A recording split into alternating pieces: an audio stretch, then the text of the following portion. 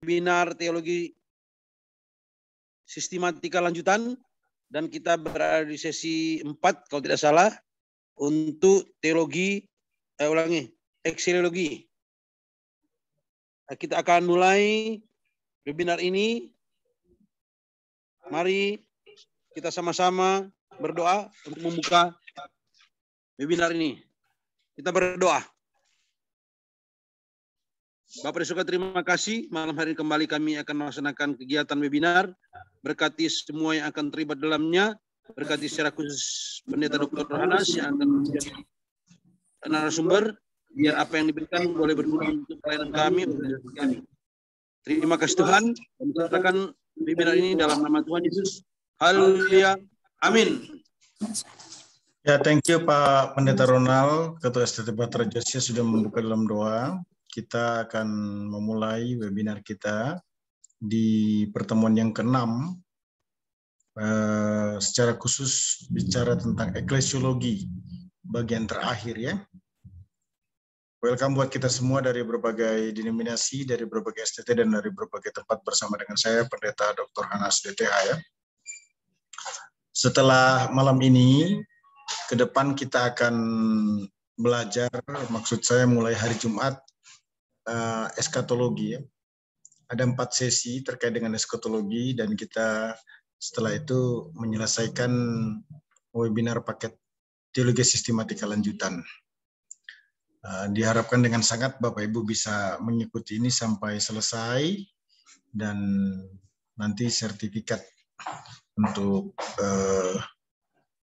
webinar ini akan dikeluarkan oleh STT Batra Josias.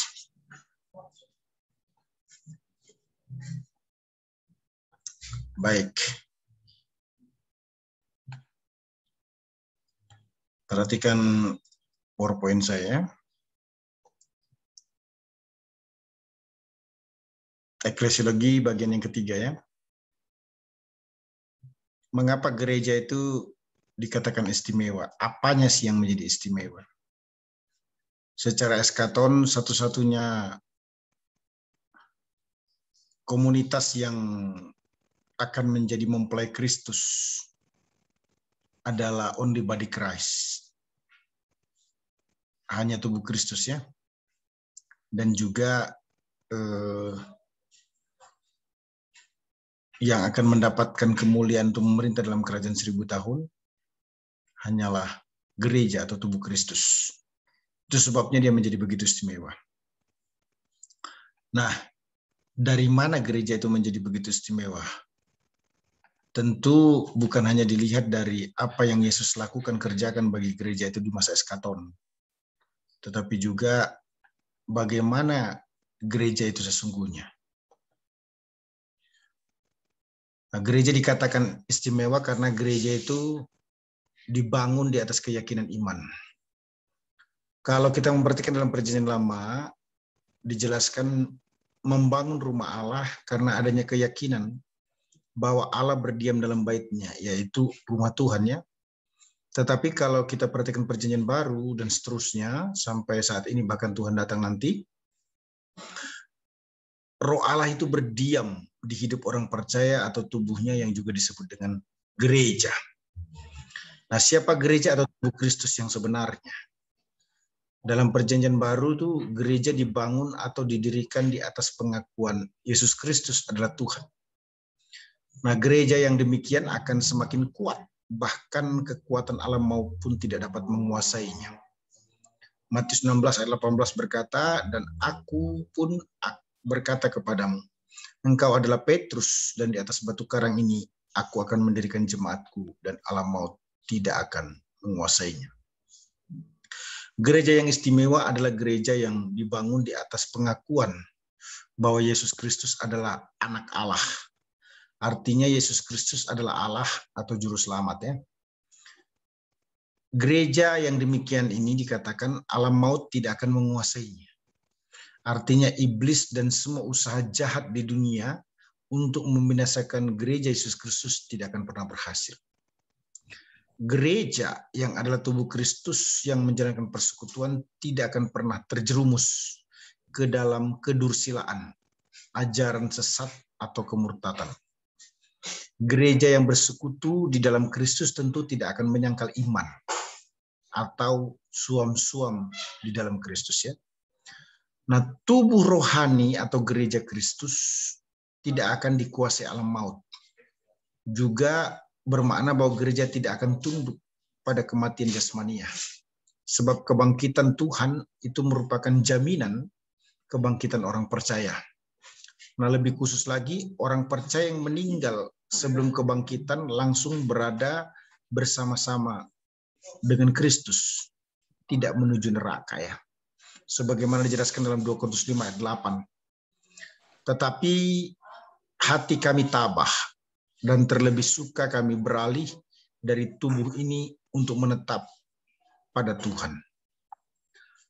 Tubuh Kristus dibangun atas keyakinan di dalam Kristus. Sehingga pemilik dari gereja yang adalah Kristus bukan pemimpin rohani ya. Itu sebabnya gembala jemaat atau pemimpin rohani tidak boleh berbuat seolah-olah memerintah atas orang-orang yang dipercayakan kepada mereka. Jemaat atau gereja secara khusus itu menjadi milik Kristus dan hanya untuk Kristus. Jadi jelas sekali ya, untuk harus dipahami dan diakui bahwa gereja, orang percaya atau tubuh Kristus hanya bisa didirikan atau dibangun di atas pengakuan iman bahwa Yesus Kristus adalah anak Allah yang hidup. Artinya Tuhan atau Juru Selamat. Kalau kita memperhatikannya dengan seksama, Matius 16 ayat 18 itu ya, menekankan bahwa Tuhan akan mendirikan gereja atau jemaatnya di atas pengakuan Petrus yang kokoh atau di atas iman dari setiap orang kepada Kristus. Nah, itu setidaknya dipahami dalam 3 hal sebenarnya. Yang pertama itu Yesus Kristus sendirilah yang menjadi batu karang. Ini yang kalau tidak salah ditanggapi oleh Pak Pendeta Evan ya. Apa artinya Yesus yang menjadi batu karang? Yaitu landasan utama dan pertama dari adanya gereja. Perhatikan pernyataan Paulus yang menguatkan dalam 1 Korintus 3:11 ya. Karena tidak ada seorang pun yang dapat meletakkan dasar lain daripada dasar yang telah diletakkan, yaitu Yesus Kristus. Yang kedua, Yesus adalah batu yang hidup.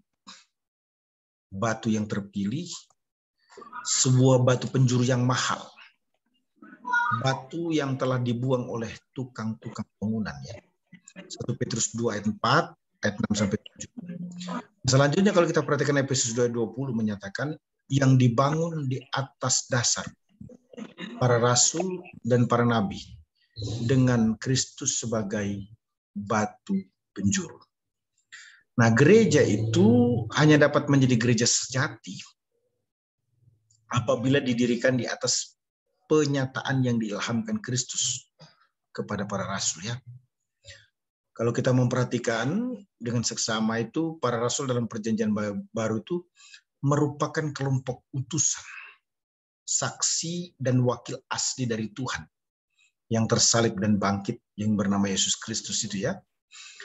Nah, merekalah batu-batu dasar gereja dan berita mereka itu terpelihara dalam kitab perjanjian baru sebagai kesaksian yang asli ya dan mendasar terhadap Injil Kristus serta berlaku sepanjang zaman gitu ya. Nah, perhatikan Bapak Ibu yang diberkati Tuhan, perlu kita pahami bahwa semua orang percaya dan gereja itu mengandalkan perkataan, amanat dan iman para rasul. Pertama-tama ya, sebagaimana tercatat dalam Kisah Rasul dan tulisan-tulisan rasuli yang diilhamkan gitu ya. Nah, otoritas yang Tuhan berikan kepada mereka itu tersimpan dalam perjanjian baru, itu bisa kita cek ya. Dan gereja selanjutnya itu wajib mentaati penyataan rasuli dan bersaksi tentang kebenaran Allah ya. Injil yang diberitakan kepada para rasul dalam Perjanjian Baru itu oleh Roh Kudus adalah sumber abadi dari hidup, ya, kebenaran dan pengarahan bagi gereja. Alasan yang ketiga, Petrus yang beriman kepada Kristus, juga semua orang percaya lainnya itu merupakan batu-batu hidup yang digunakan dalam mendirikan rumah rohani yang sedang dibangun oleh Allah, ya. Jadi penting sekali bagi kita untuk melihat secara komprehensif, ya, akan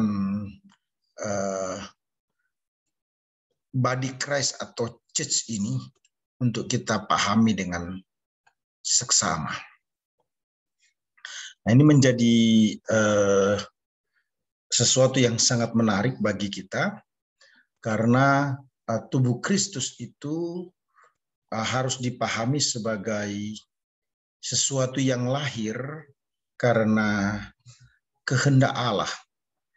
Jadi adanya gereja atau tubuh Kristus itu merupakan karya konkret ataupun ada di dalam master plan Tuhan. Bukan sesuatu yang tiba-tiba. Itu penting buat kita untuk kita pahami atau untuk kita mengerti secara bersama-sama, ya. Jadi gereja itu bukan produk kecelakaan.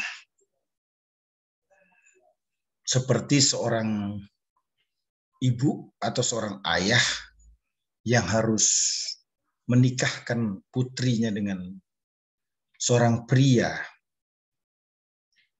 secara terpaksa karena putrinya sudah hamil. Sehingga untuk menolong, tampaknya langkah yang paling tepat adalah menikahkan. Walaupun itu sebenarnya bukan merupakan jalan yang terbaik. Gereja yang dibangun di atas keyakinan, iman itu mengikuti ajaran dan pernyataan asli dari para rasul. Itu terbukti dalam Jemaat Mula-Mula, ya, dalam Kisah Rasul 2 ayat 42. Mereka bertekun dalam pengajaran rasul-rasul, ya, dan dalam persekutuan. Dan mereka selalu berkumpul untuk memecahkan roti dan berdoa. Nah, gereja yang dibangun di atas keyakinan iman itu juga menyetujui dengan sungguh-sungguh untuk tidak menolak ajaran rasuli.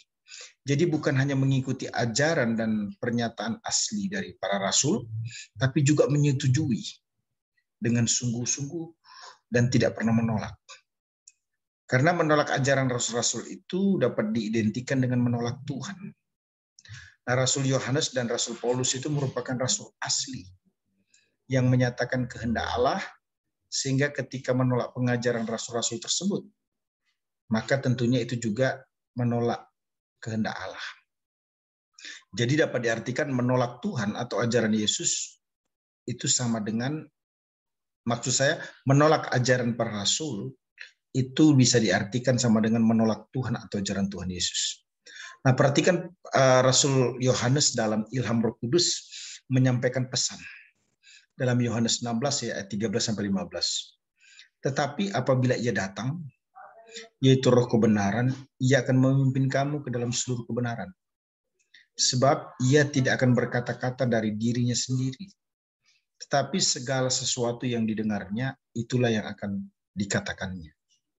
Dan ia akan memberitakan kepadamu hal-hal yang akan datang. Ia akan memuliakan aku, sebab ia akan memberitakan kepadamu apa yang diterimanya daripadaku.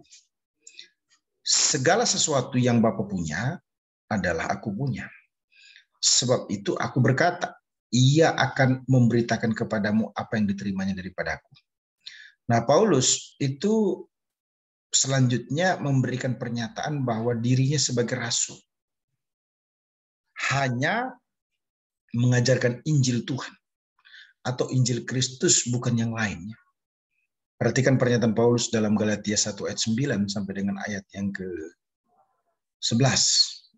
Seperti yang telah kami katakan dahulu, sekarang kukatakan sekali lagi, Jikalau ada orang yang memberitakan kepadamu suatu Injil yang berbeda dengan apa yang telah kamu terima, terkutuklah dia. Jadi bagaimana sekarang? Adakah ku cari kesukaan manusia atau kesukaan Allah? Adakah ku coba berkenan kepada manusia? Sekiranya aku masih mau mencoba berkenan kepada manusia, maka aku bukanlah hamba Kristus.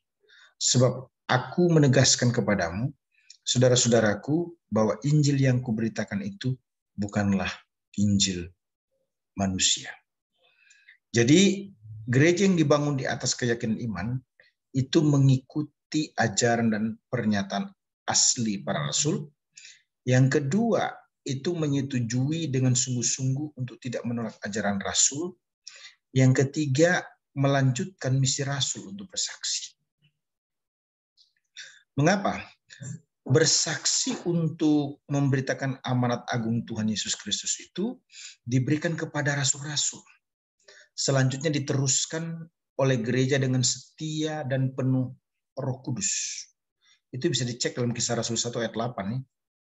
Tetapi kamu akan menerima kuasa kalau Roh Kudus turun ke atas kamu, dan kamu akan menjadi saksiku di Yerusalem dan di seluruh Yudea dan Samaria dan sampai ke ujung bumi.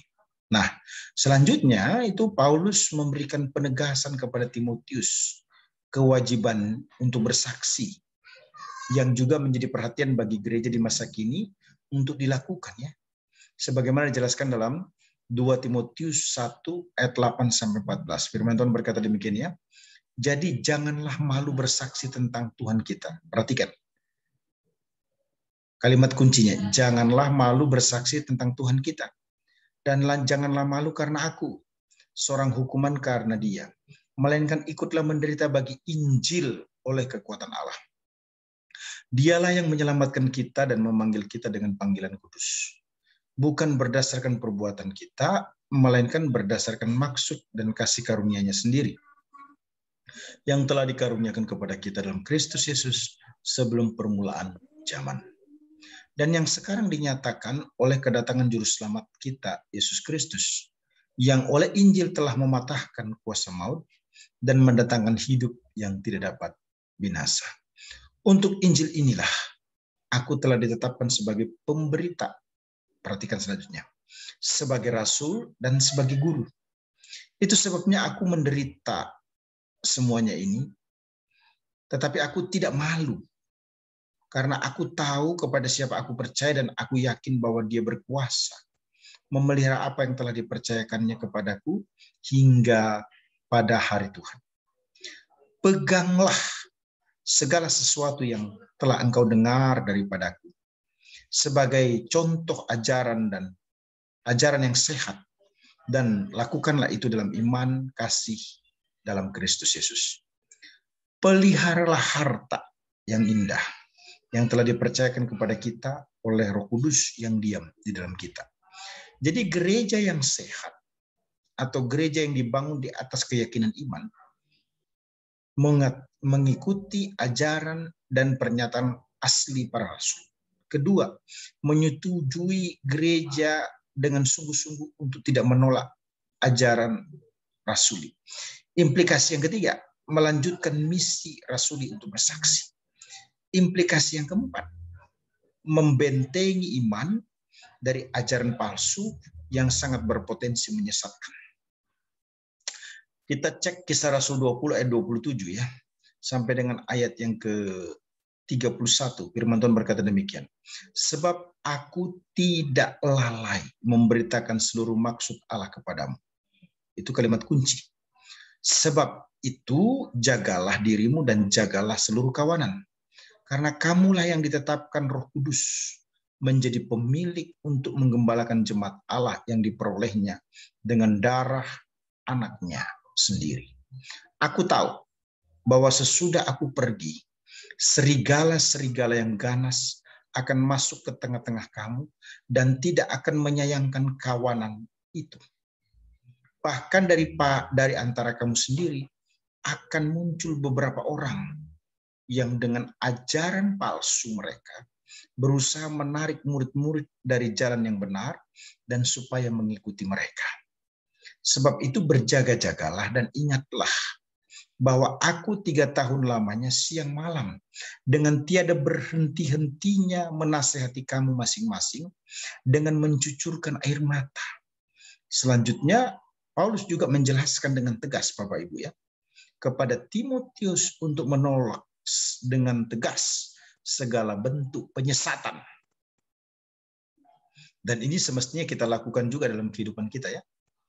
Itu jelas dalam 1 Timotius 6 ayat 20.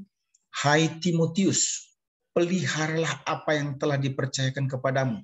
Hindarilah omongan yang kosong dan yang tidak suci dan pertentangan-pertentangan yang berasal dari apa yang disebut pengetahuan. Jadi jelas ya, gereja yang istimewa dicirikan dengan gereja yang dibangun di atas keyakinan iman. Gereja yakin dengan iman bahwa Yesus Kristus adalah Tuhan atau Juru Selamat. Gereja yang dibangun di atas keyakinan iman mengikuti ajaran dan pernyataan asli para rasul. Gereja yang dibangun di atas keyakinan iman menyetujui dengan sungguh-sungguh untuk tidak menolak ajaran rasul. Gereja yang dibangun di atas keyakinan iman melanjutkan misi rasul untuk bersaksi. Gereja yang dibangun di atas iman membentengi iman dari ajaran-ajaran palsu yang sangat berpotensi menyesatkan. Jadi dengan big term gereja yang istimewa, maka barometer pertama atau indikatornya adalah gereja dibangun dalam kekuatan.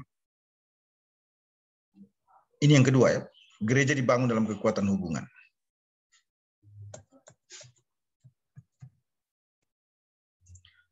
Oke. Yang kedua adalah gereja yang dibangun dengan kekuatan hubungan. Nah, perhatikan baik-baik.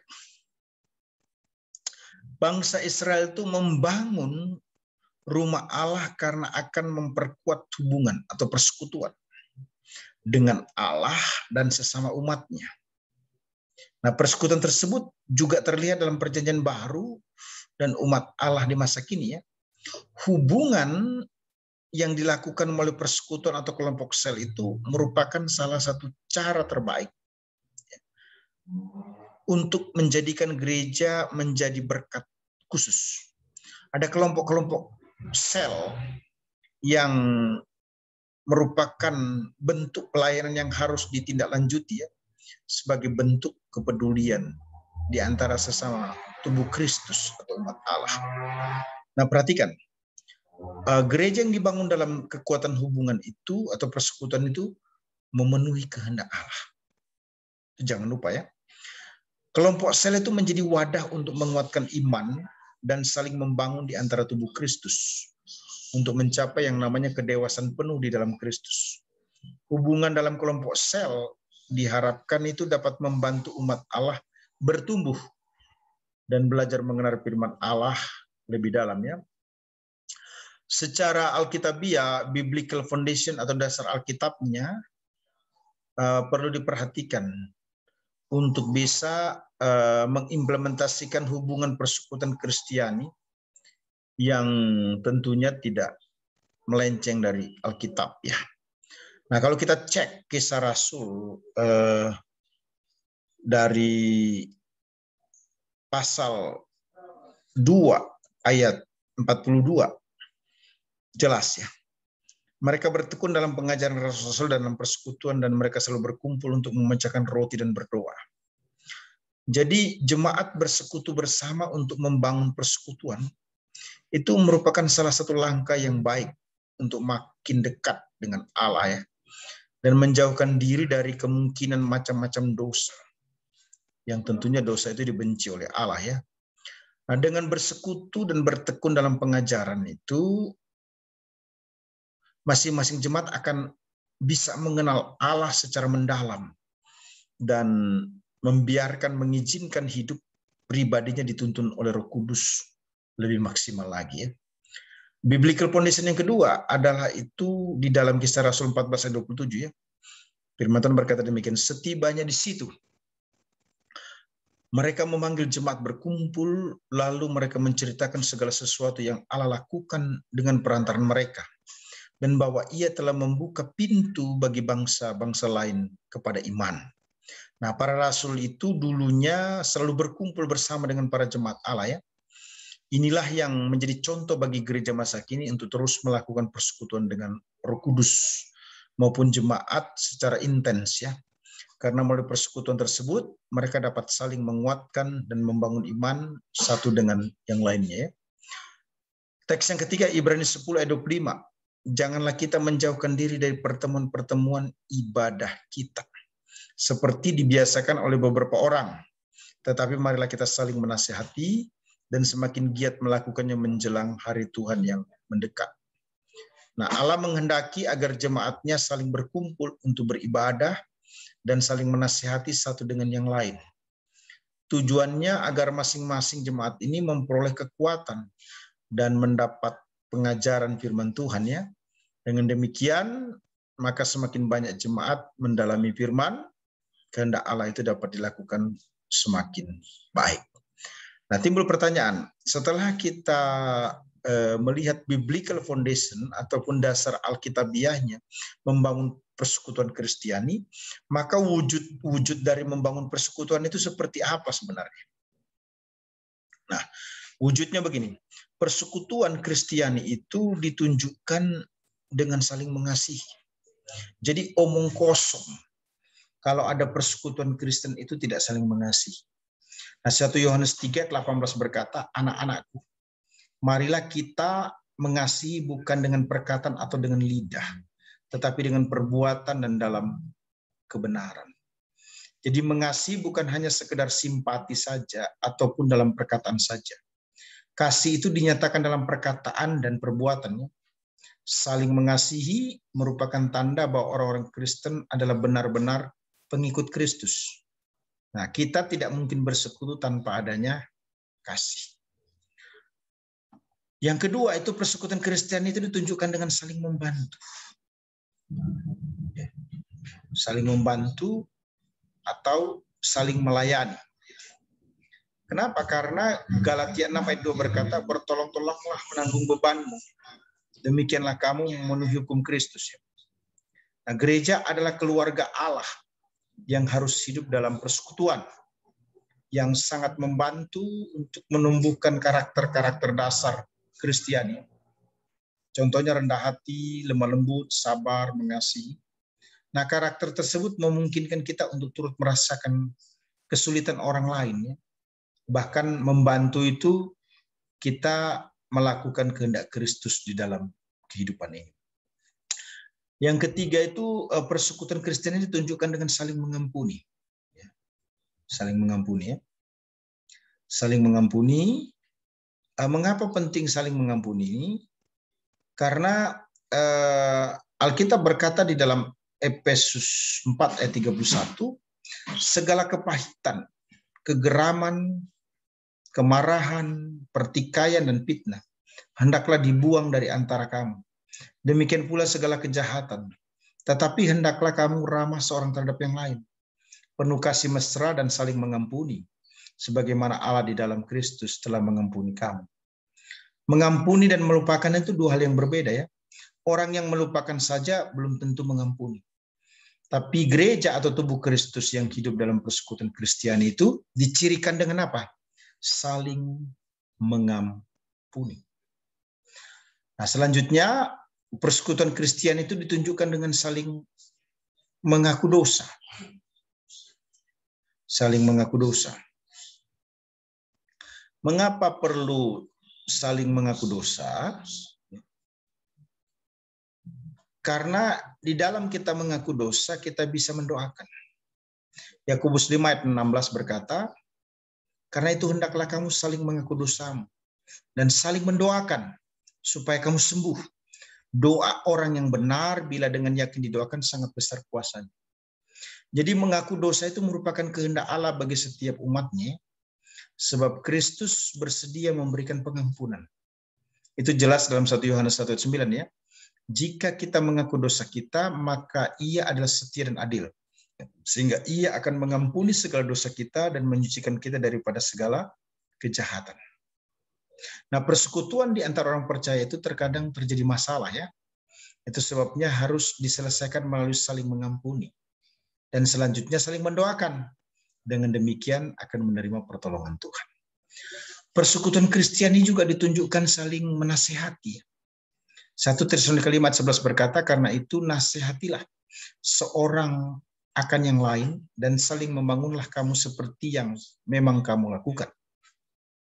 Menasihati sesama itu tidak perlu dilakukan dengan memakai gaya emosi atau marah-marah besar. Ya. Cukup dengan bisik-bisik saja atau dilakukan secara bijak. Mengapa demikian? Sebab jujur saja itu tidak semua orang mau dinasihati. Ya. Jujur ya. Tidak semua orang itu mau dinasihati. Karena umumnya manusia itu merasa lebih daripada yang lain. Nah, gereja sebagai tubuh Kristus itu seyogyanya bisa saling menasihati agar tetap hidup dalam kehendak Allah. Selanjutnya, persekutuan atau hubungan Kristen itu ditunjukkan dengan saling menghibur. 1 Timotius 4 ayat yang ke-14 berkata demikian. Sampai dengan ayat yang ke-18 ya. Karena jika kita percaya bahwa Yesus telah mati dan telah bangkit, maka kita percaya juga bahwa mereka yang telah meninggal dalam Yesus akan dikumpulkan Allah bersama-sama dengan Dia. Ini kami katakan kepadamu dengan firman Tuhan.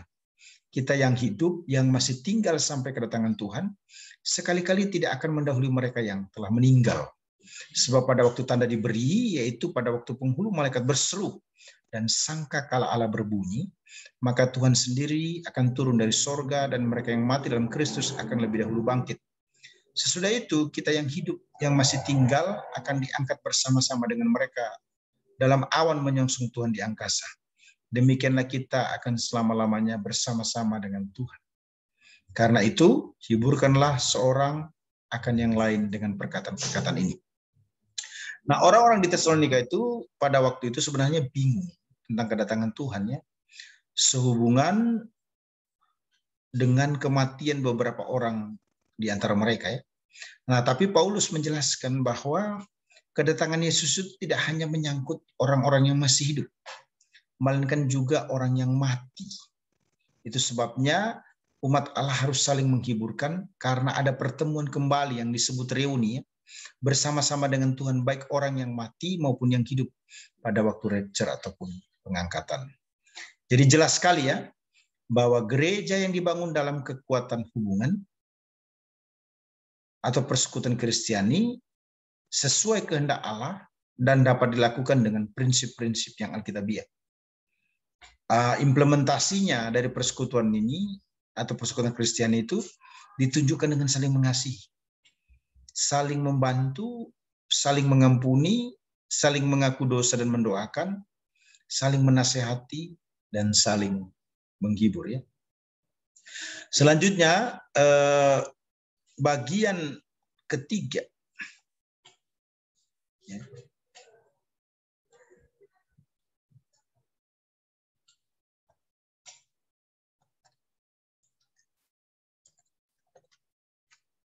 Yang perlu diperhatikan adalah gereja yang dibangun dengan komitmen melayani. Jadi gereja yang istimewa itu adalah gereja yang dibangun di atas keyakinan iman. Kemudian gereja yang istimewa itu juga dibangun dengan komitmen melayani. Kemudian gereja yang istimewa itu juga adalah gereja yang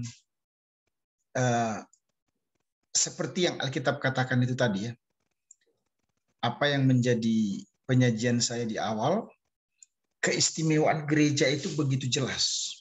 Karena gereja itu adalah tubuh Kristus. Bukan gereja kalau tidak dibangun di atas keyakinan iman kepada Yesus Kristus. Kemudian yang kedua, gereja itu tidak menjadi strong, tidak menjadi kuat bila tidak dibangun dengan kekuatan hubungan. Kekuatan hubungan di antara sesama orang percaya. Ada hubungan intimasi fellowship yang kuat. Nah, kemudian yang terakhir itu gereja yang dibangun dengan komitmen melayani. Ya. Nah, bangsa Israel itu membangun rumah Allah karena adanya komitmen untuk melayani Allah melalui ibadah dan melayani sesama. Ya. Melayani Tuhan merupakan kekuatan yang mempersatukan umat Allah. Ya. Nah, apa yang dimaksudkan dengan gereja yang dibangun dengan komitmen melayani? Gereja atau umat Allah yang melakukan pelayanan. Itu yang disebut dengan gereja yang melayani. Jadi kalau tidak melakukan pelayanan itu lip service. Ya. Kalau berkata saya melayani. Dan jemaat yang dilayani tidak dijadikan objek, tetapi dijadikan subjek.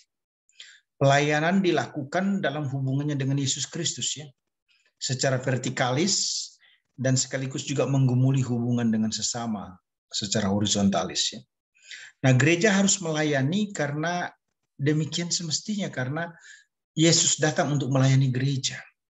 Gereja melayani untuk menjadi saluran berkat bagi dunia, ya, guna memproklamirkan dan mendemonstrasikan sebenarnya hidup yang kudus atau hidup yang benar. Ya. Inilah yang memungkinkan gereja untuk bisa diutus di tengah-tengah dunia untuk melayani dunia. Jadi kehadiran gereja di tengah-tengah dunia ini sebenarnya intinya adalah bagaimana bisa melayani di dunia ini. Bukan menjadi duniawi, ya, tapi melayani di tengah-tengah dunia. Nah, Yesus Kristus itu adalah pelayan yang memberikan keteladanan bagi gereja untuk berkomitmen dalam pelayanan. Nah, itu sebabnya Yesus Kristus itu menyatakan dalam Matius 28, ya, Matius 20 ayat 28, ya. Coba perhatikan. Firman Tuhan berkata demikian, sama seperti anak manusia, datang bukan untuk melayani, melainkan untuk memberikan nyawanya menjadi tebusan bagi banyak orang. Jadi jelas melayani itu suatu kegiatan membantu orang lain atau memberikan diri untuk menolong atau membantu orang lain. Nah, Yesus datang ke dunia tujuannya adalah untuk melayani. Bahkan Yesus Kristus itu dijelaskan dalam pelayanannya itu begitu luar biasa. Karena dia membasuh kaki murid-murid, ya, dalam Yohanes 13 ayat 15. Ya. Satu pelayanan yang dilakukan Yesus yang didasarkan pada hati yang mengasihi Bapa. Nah, kita bisa melayani tanpa kasih. Tetapi orang yang memiliki kasih dipastikan melayani umat Allah dan sesama. Saya ulangi, ya. Kita bisa melayani tanpa kasih. Jadi bisa melayani tanpa kasih. Tetapi orang yang memiliki kasih dipastikan melayani umat Allah dan sesama. Orang yang punya kasih tidak bisa tidak. Pasti melayani. Orang yang melayani bisa tanpa mengasihi. Itu dua hal yang berbeda, ya. Nah, gereja yang dibangun dengan komitmen melayani itu begitu kuat ditekankan oleh Paulus dalam Galatia 5 ayat 13, ya. Saudara-saudara, memang kamu telah dipanggil untuk merdeka. Tetapi janganlah kamu mempergunakan kemerdekaan itu sebagai kesempatan untuk kehidupan dalam dosa. Melainkan layanilah seorang akan yang lain oleh kasih. Nah, ini perintah Paulus tersebut sebenarnya tidak hanya berlaku bagi umat Allah di Galatia, ya, tetapi juga di masa kini untuk melayani dengan kasih. Setidaknya ada 3 prinsip gereja yang berkomitmen melayani. Ya. Yang pertama itu melayani untuk menjadi berkat. Melayani tidak dibatasi hanya di gereja saja, ya. Di mana saja itu kita dapat melayani. Sebab melayani itu bukan hanya menjadi singer, worship leader, atau bermain musik atau berkhotbah, ya. Melayani adalah ketika kita memberikan hidup untuk menjadi berkat bagi orang lain. Melayani dapat dilakukan dengan membantu orang lain, memberikan waktu bagi orang lain, memberikan perhatian bahkan uang mungkin, ya, untuk kepentingan pelayanan. Jadi jelas bahwa melayani adalah memberikan diri untuk menjadi berkat bagi orang lain. Yang kedua, prinsip gereja yang berkomitmen melayani itu adalah melayani dengan anugerah Allah. Jadi bukan hanya melayani untuk menjadi berkat, tapi melayani dengan anugerah Allah. Apa maksudnya? Perhatikan pernyataan dalam 1 Petrus 4 ayat 11, ya. Jika ada orang yang berbicara, baiklah ia berbicara sebagai orang yang menyampaikan firman Allah. Jika ada orang yang melayani, baiklah ia melakukannya dengan kekuatan yang dianugerahkan Allah. Supaya Allah dimuliakan dalam segala sesuatu karena Yesus Kristus. Ialah yang mempunyai kemuliaan dan kuasa sampai selama-lamanya. Dikatakan, kalau mau melayani, lakukan dengan kekuatan yang dianugerahkan oleh Allah. Jadi grace. Nah, melayani Allah adalah anugerah. Sebab jika kita dipanggil untuk melayani, maka itu artinya kita dipercaya oleh Allah untuk menjadi alatnya. Kita sadar bahwa dulunya kita manusia berdosa, ya, tidak layak untuk dilayani. Namun anugerah Allah melalui Yesus Kristus kita dilayakkan untuk melayani. Luar biasa itu, ya. Nah, bagaimana cara kita meresponi anugerah Allah? Lakukanlah yang terbaik dalam melayani Tuhan. Sebab melayani adalah anugerah Allah. Selama masih hidup, Bapak Ibu, ya, berarti selama itu pula kita harus menggunakan kesempatan yang ada untuk melayani Tuhan. Jangan lupa. Itu sebabnya ada nyanyian yang berkata, hidup ini adalah kesempatan. Dan selanjutnya, saya kira Bapak Ibu tahu itu karena lagu itu begitu populer, ya. Ya, prinsip gereja yang berkomitmen melayani untuk menjadi berkat. Yang kedua, melayani dengan anugerah Allah. Yang ketiga, melayani karena cinta Tuhan. Tidak bisa kita melayani tanpa cinta Tuhan. Yohanes 14 ayat 15 menyatakan, jika kamu mengasihi aku, kamu akan menuruti segala perintahku. Selanjutnya Yohanes 15 ayat 16 berkata, bukan kamu yang memilih aku, tetapi akulah yang memilih kamu, dan aku telah menetapkan kamu, supaya kamu pergi dan menghasilkan buah, dan buahmu itu tetap, supaya apa yang kamu minta kepada Bapa dalam namaku diberikannya kepadamu. Nah, teks yang saya baca itu tadi, ya, menjelaskan bahwa gereja atau tubuh Kristus yang mengasihi Allah pasti menuruti perintah Allah. Salah satunya itu apa? Pergi dan menghasilkan buah, yang juga dapat diartikan apa? Melayani Tuhan. Jadi melayani adalah perintah Tuhan. Dan jika kita mengasihi Tuhan, berarti harus melakukan perintah Tuhan. Dan salah satunya apa? Melayani. Kita akan terus-menerus melayani, apapun masalah dan kondisi kita, jangan pernah berhenti melayani. Perhatikan, ya, apapun masalah dan kondisi kita, jangan pernah berhenti melayani. Melayani adalah panggilan tertinggi dari kehidupan Kristiani. Pelayanan gerejawi itu tidak sama dengan pelayanan duniawi atau yang tidak lahir baru. Pelayanan orang yang tidak lahir baru, orang yang duniawi. Mengapa?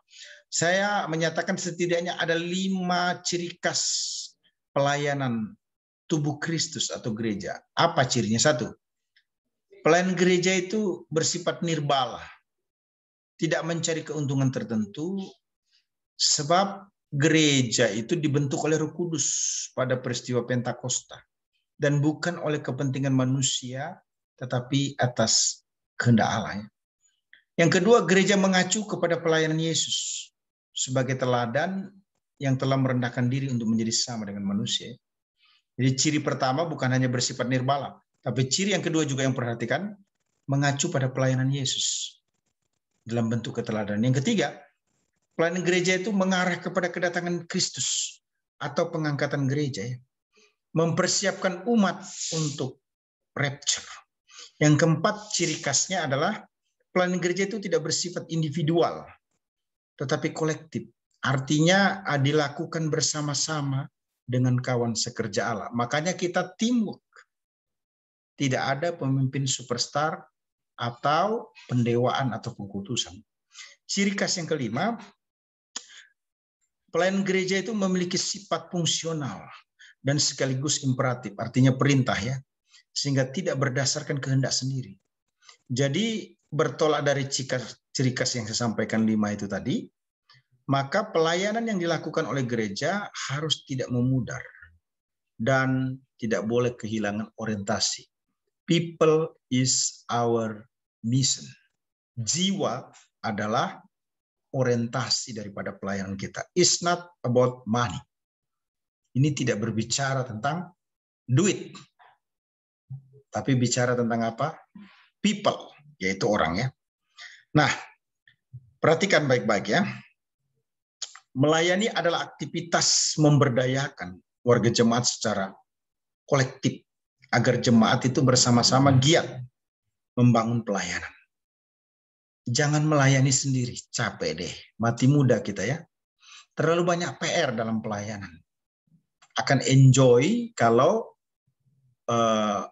kaum awam ini bisa terlibat, ambil bagian dalam pelayanan bersama-sama.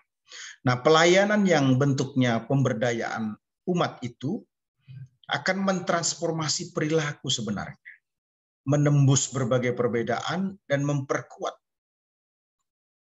kesatuan body of Christ ya, untuk tetap konsisten, together, serve to God, melayani Allah ya, secara bersama-sama. Nah, pelayanan itu merupakan respon setiap warga jemaat atas kasih karunia Tuhan.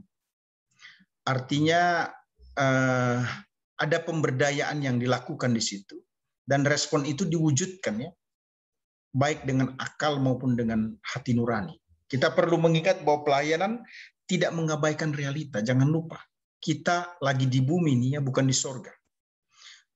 Pelayanan itu harus mengarah kepada masa depan, artinya memperhatikan kebutuhan masa kini dan juga membawa umat Allah pada pencapaian spiritualitas yang baik serta masa depan yang membahagiakan. Nah, ada pergeseran pelayanan yang perlu kita perhatikan di masa lalu dengan di masa kini. Di masa lalu dengan keterbatasan transportasi informasi, teknologi, maka kita kerja dengan otot. Sekarang bukan berarti tidak perlu kerja dengan otot, sebab mengasihi Allah itu juga dengan segenap kekuatan, tapi juga menggunakan otak. Manajemen itu menjadi penting. Explodednya pelayanan itu jangan ditanya kehendak Tuhan atau bukan.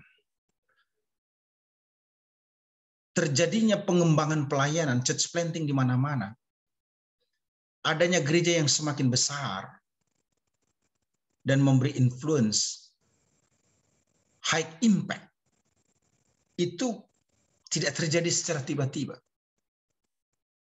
Maaf ya, jangan tersinggung dulu. Ketika orang ditempatkan di satu tempat, kreatif atau tidak, big question, siapa mentornya?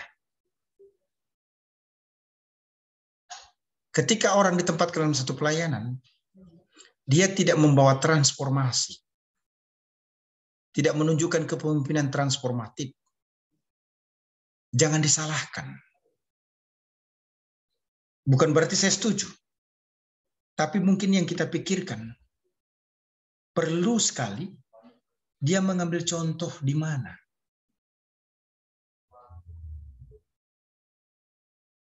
Ini kita bicara apa adanya aja ya. Bapak Ibu, di dalam ruang Zoom ini banyak yang bekerja di government ataupun juga di swasta. Bagaimana kita menjadi skillful, terampil kalau tidak di coaching? Bagaimana kita bisa high impact kalau kita tidak bekerja tim?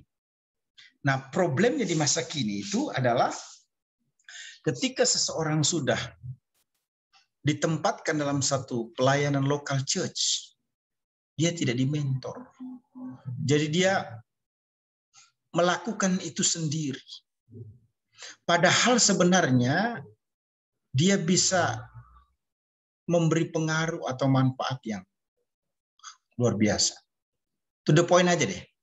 Tidak ada orang yang begitu strong, begitu kuat, begitu berpengaruh tanpa ada orang yang membackup atau orang yang bersama-sama dengan dirinya untuk mengerjakan sesuatu.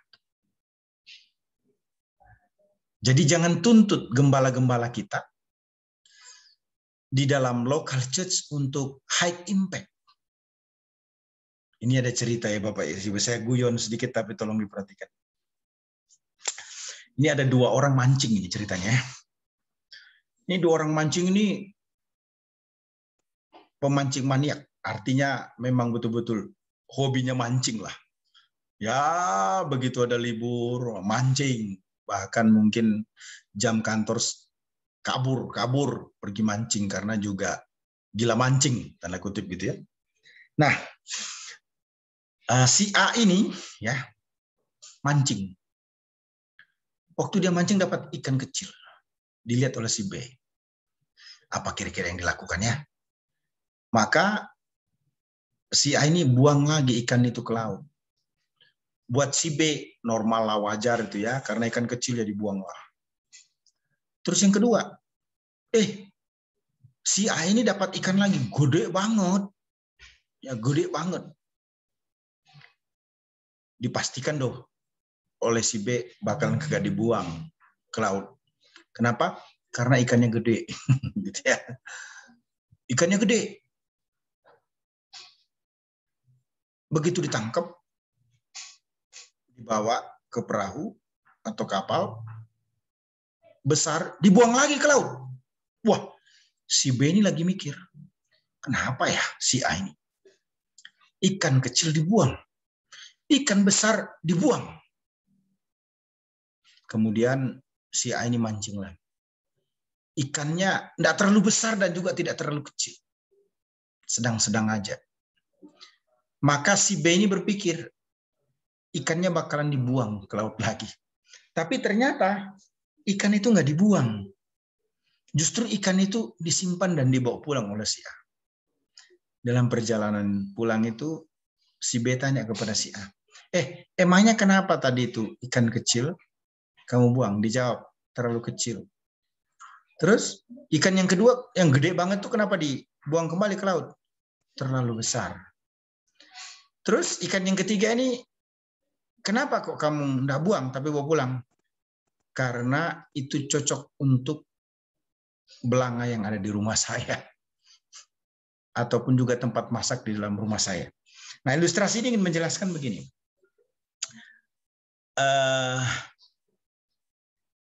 Build up, membangun diri sendiri, itu menjadi kunci barometer untuk mengerjakan sesuatu yang lebih besar. Begitu teorinya. Dengan tidak bermaksud merendahkan kuasa Roh Kudus, pasti peran Roh Allah itu yang paling utama dalam pelayanan kita ya. Tapi jangan lupa Tuhan juga memakai kita berdasarkan kapasitas kita. Nah, itu sebabnya kalau ingin mendapatkan kesempatan dalam pelayanan yang lebih luas, yang lebih besar, jangan pernah bermimpi untuk lompat tangga. Yang pasti harus naik tangga. Lompat tangga itu artinya apa? Mendapatkan sesuatu yang tidak masuk akal, tapi dengan cara yang tidak benar. Karena ingin melakukan pelayanan yang lebih besar. Itu mustahil. Tapi kalau naik tangga, artinya apa? Kita melakukan satu pelayanan berdasarkan kemampuan yang ada pada kita, bukan kuat dan gagah. Tapi kita capable, expert di dalam hal tersebut. Nah, jika tidak, itu menjadi problem. Saya ulangi, jangan pernah berpikir untuk mendapatkan sesuatu dalam pelayanan sebagai body Christ atau tubuh Kristus dalam lingkup yang lebih luas. Jika kita tidak mengequip diri lebih baik lagi. Nah, pelayanan dan kesaksian itu memiliki hubungan yang erat dengan pembangunan tubuh Kristus ya, atau gereja. Nah, melalui pelayanan atau kesaksian, pembangunan tubuh Kristus atau jemaat itu menjadi nyata baik dalam hal kualitas maupun kuantitas. Hidup itu semakin lebih baik ya. Jarang orang itu, bahkan hampir dapat dikatakan tidak. Tidak ada orang yang mau hidupnya mundur. Semua orang pengen hidupnya apa? Maju ke depan. Kalau kita bicara nih ya, berbusa-busa kepada anak kita, dulu papi, dulu mami, ya susah. Mereka jawab apa? Ya itu karena zamannya dulu begitu. Sekarang kan sudah enggak. It's normal ya. Karena perubahan zamannya. Itu artinya apa? Kita juga harus engage, bersesuaian, adapted, menyesuaikan diri untuk kondisi atau situasi seperti ini ya. Nah, ada perintah untuk berbuah baik secara kualitas maupun kuantitas dalam pelayanan ya. Yohanes 15:4 berkata, tinggallah di dalam aku dan aku di dalam kamu. Sama seperti ranting tidak dapat berbuah dari dirinya sendiri kalau ia tidak tinggal pada pokok anggur. Demikian juga kamu tidak berbuah jikalau kamu tidak tinggal di dalam aku. Nah, jemaat berbuah tidak terjadi dengan sendirinya, melainkan dilayani untuk tetap di dalam Kristus, dan itu tugas gembala. Pelayanan dan kesaksian gereja itu semestinya tetap berada pada koridor memanusiakan manusia. Jadi filosofi Sam Ratulangi itu sudah benar, biblical. Saya nggak tahu kok bisa begitu ya. Tapi itu sangat alkitabiah. Sito, tumo, timoto. Bukan manusia kalau dia belum memanusiakan manusia. Kira-kira begitu terjemahannya. Nah, jadi tidak boleh dilupakan bahwa membangun tubuh Kristus itu berarti memanusiakan orang itu. Di mana itu menjawab apa yang menjadi kehendak Allah atas kehidupan kita ya. Nah, gereja yang dibangun dengan komitmen melayani dilakukan secara bersama. Di mana kita melihat bahwa pemilik daripada jemaat itu adalah Kristus. Dan gembala jemaat atau pelayan Tuhan itu bersama-sama membawa orang itu untuk bertumbuh dalam Kristus. Tentu pengandalan atau pemfokusan pelayanan pada Kristus dan bekerja sama itu terjadi secara integrated ya. Nggak bisa kita dalam pelayanan itu tidak integrated ya. Pemimpin rohani dan jemaat harus kalau berjalan itu seirama, berlari itu sama kencang. Ya. Artinya apa? Bersama-sama. Yang akan ditampilkan membuat menjadi berkat ya.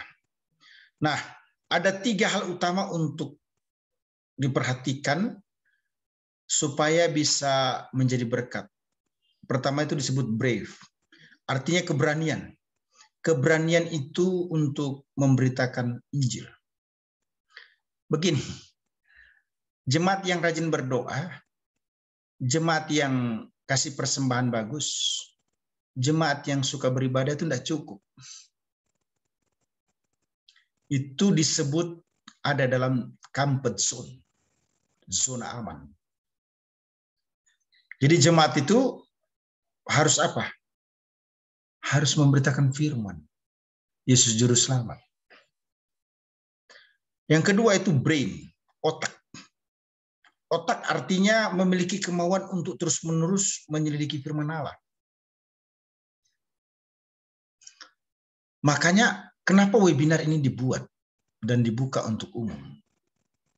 Di tengah-tengah pandemik ini supaya mengisi kekosongan. Baik mahasiswa maupun juga pelayan atau umat Allah. Agar hati dan otak kita itu dipenuhi firman. Bukan sesuatu yang najis ataupun sesuatu yang tidak berkenan di hadapan Allah. B yang ketiga adalah behavior, perilaku.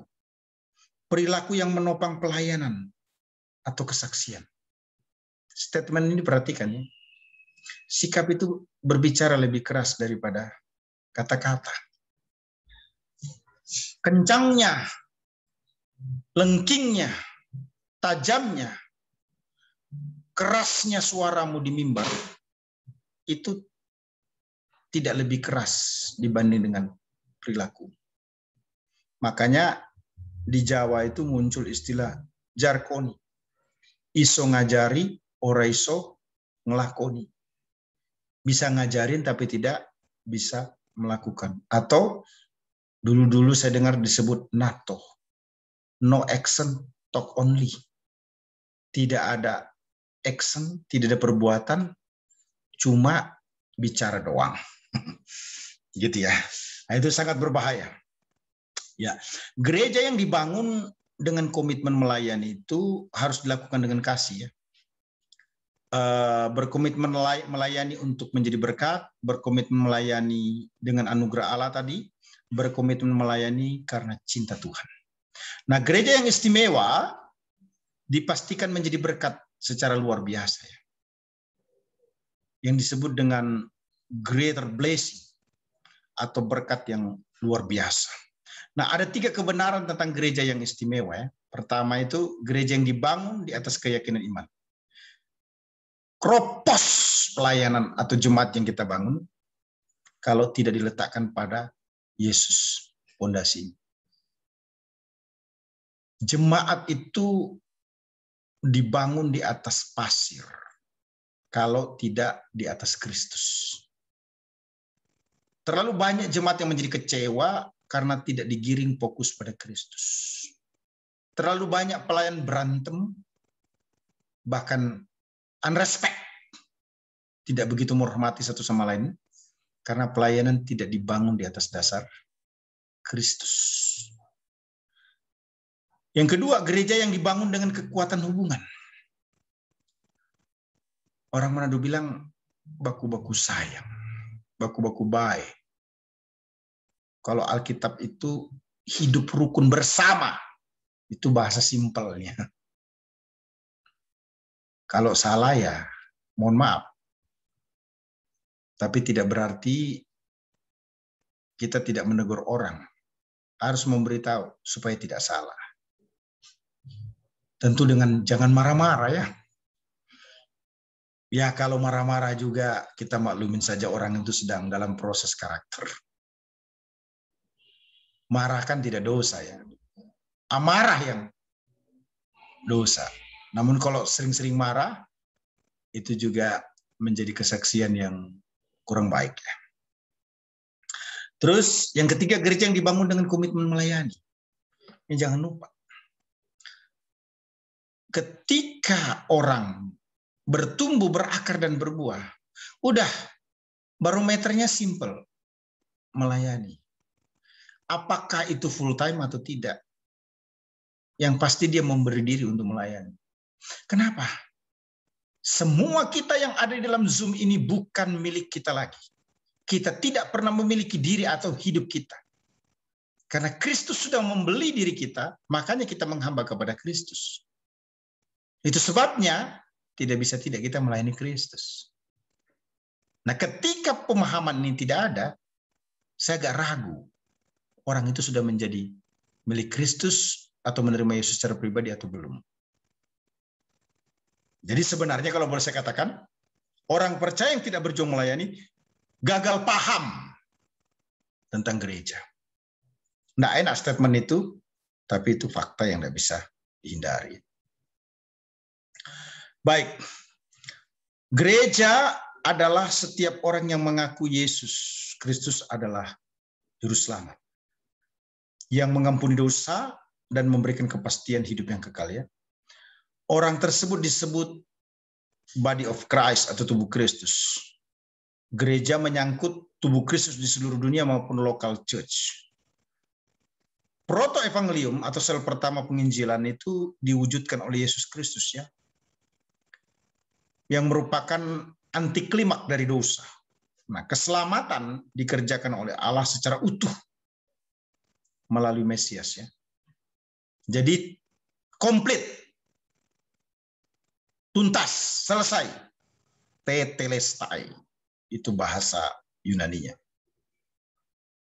Sudah selesai. Proto-eklesia adalah gereja yang dimulai atau diprakarsai atau didirikan oleh Yesus Kristus ya. Di mana Kristus menyebut jemaat sebagai tubuh Kristus. Gereja hakikatnya adalah umat Allah yang terpanggil untuk keluar dari dunia. dan memasuki kerajaan Allah, ya. Di mana bait Allah yang adalah tempat berdiamnya Roh Allah itu adalah orang percaya itu sendiri yang melakukan persekutuan dan juga melakukan pelayanan rohani. Nah, gereja menjalankan fungsinya trifunction. Pertama itu marturia atau bersaksi, ya. Kedua, koinonia bersekutu. Ketiga, diakonia atau melayani, ya. Nah, gereja yang berkualitas ditunjukkan dengan melakukan penanaman gereja dan mengalami pengembangan baik secara kualitas maupun kuantitas. Nah, perjamuan kudus itu bukanlah perjamuan biasa, sebab itu sakramen yang langsung diperintahkan oleh Tuhan Yesus Kristus.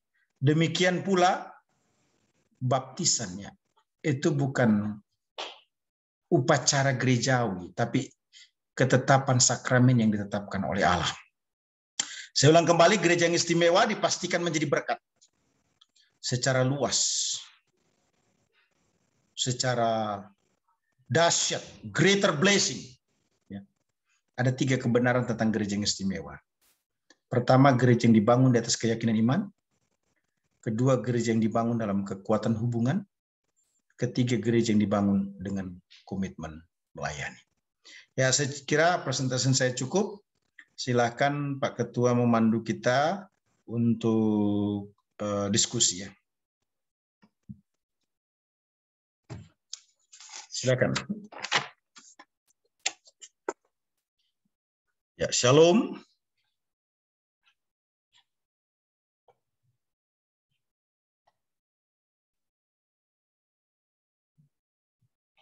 Apa kabar? Shalom Ibu Dwi dari Tangerang. Shalom Pak. Bagaimana Tangerang, COVID sekarang sudah mulai reda ini, ya? Betul, amin. Jemaat sudah mulai penuh nih Bu, kebaktian Sunday service.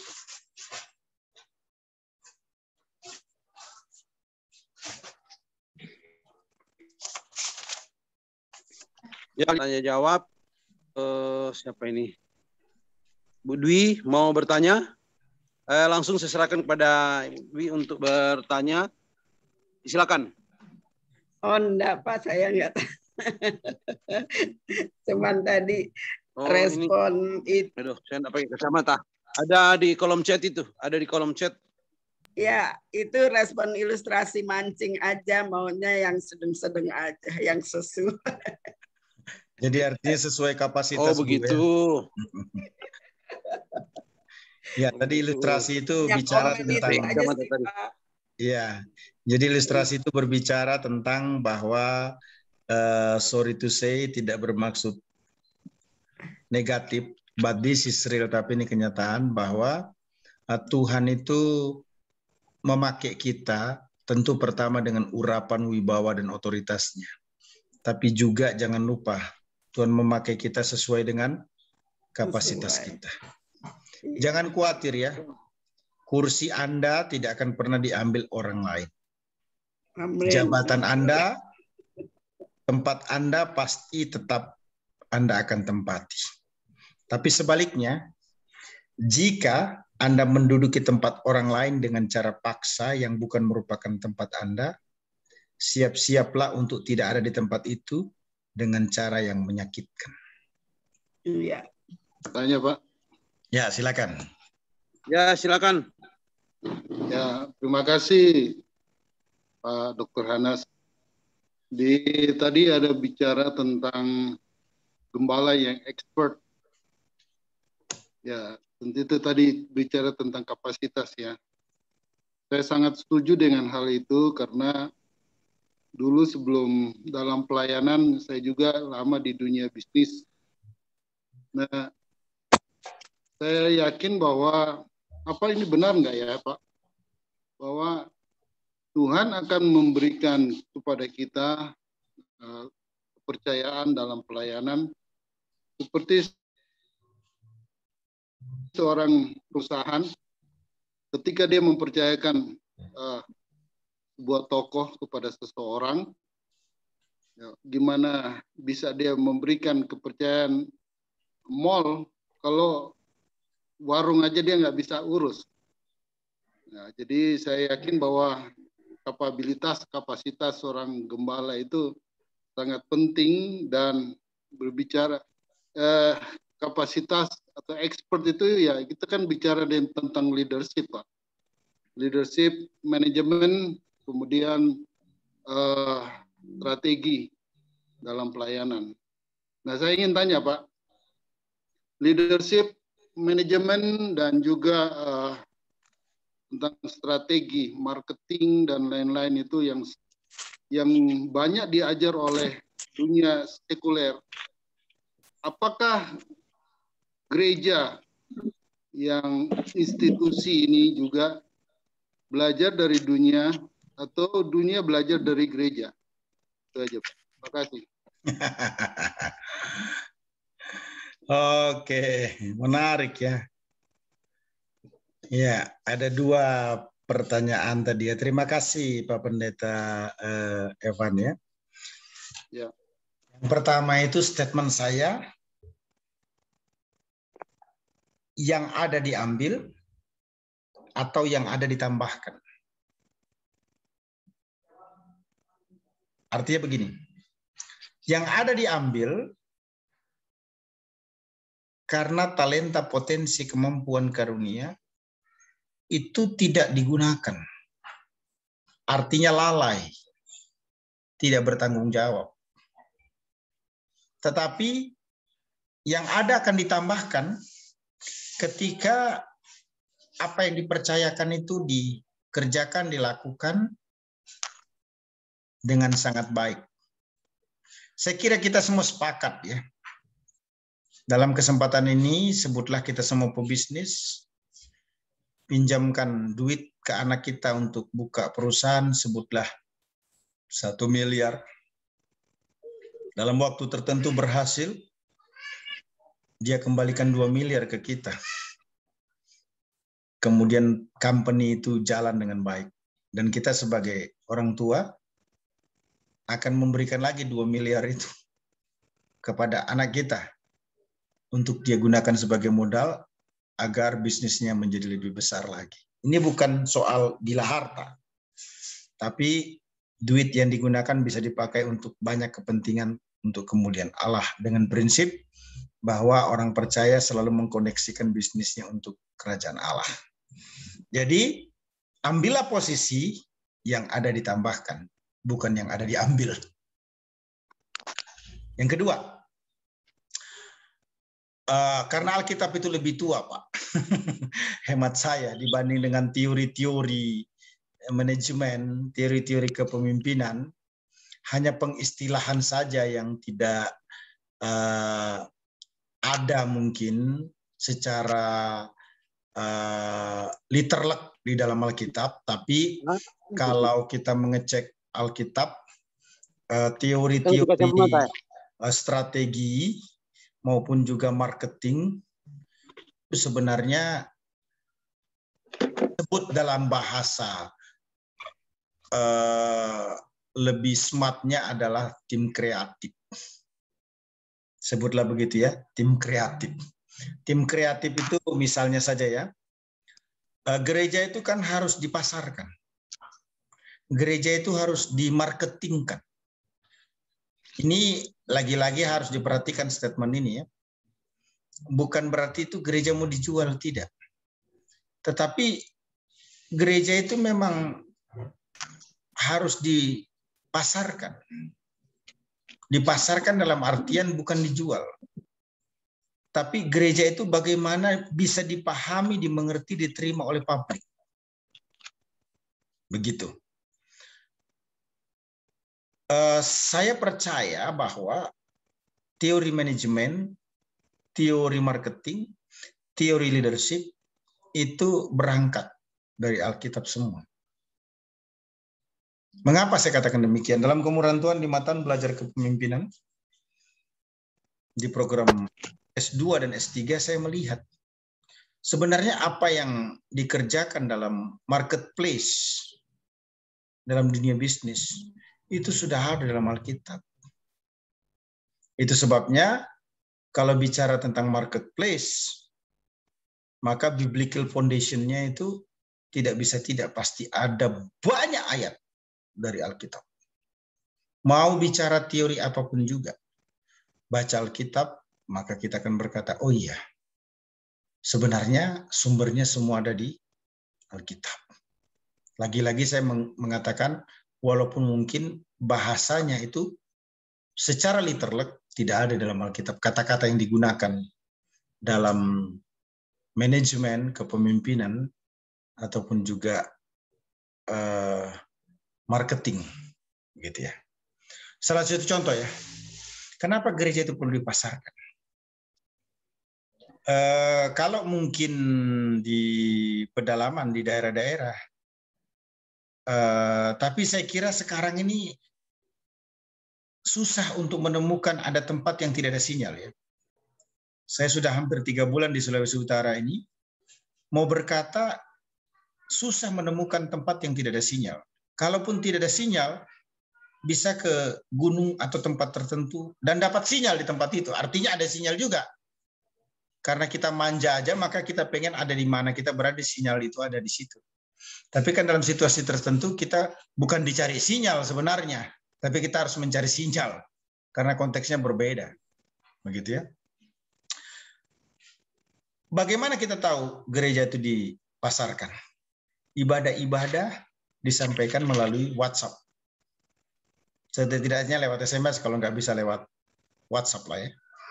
Itu kan marketing. Di gereja sekalipun nggak ada sinyalnya, sebutlah begitu, ada pengumuman. Kegiatan-kegiatan ibadah harus dilakukan jam sekian.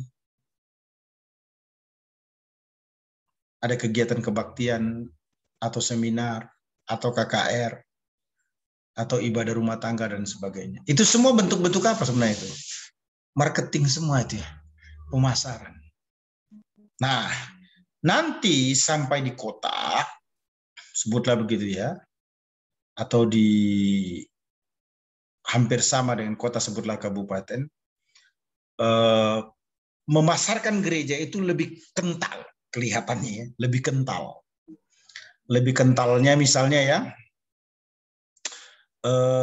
gereja punya TV, televisi, gereja punya radio, gitu ya. Gereja punya lembaga pendidikan, mulai dari elementary school ya, sampai di university, sebutlah begitu ya. Gereja punya lab musik, lab komputer, dan sebagainya.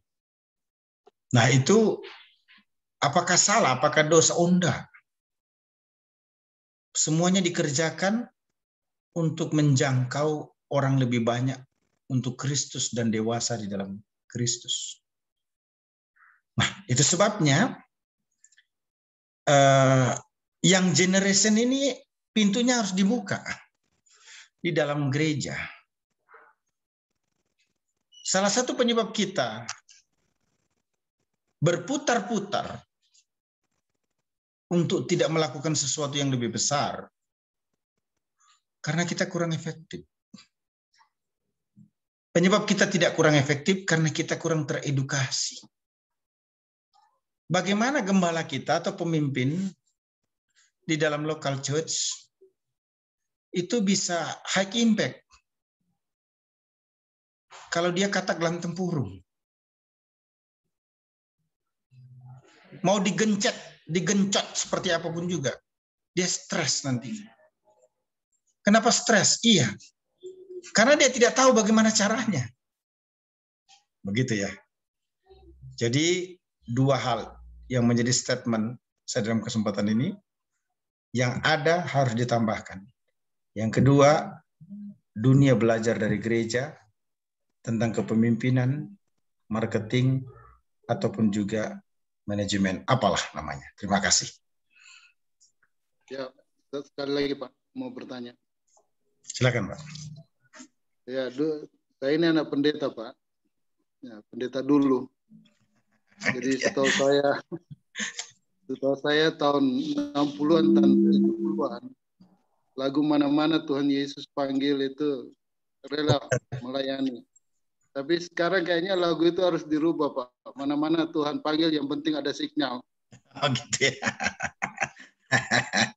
Terima kasih nih ungkapan anak pendeta ya.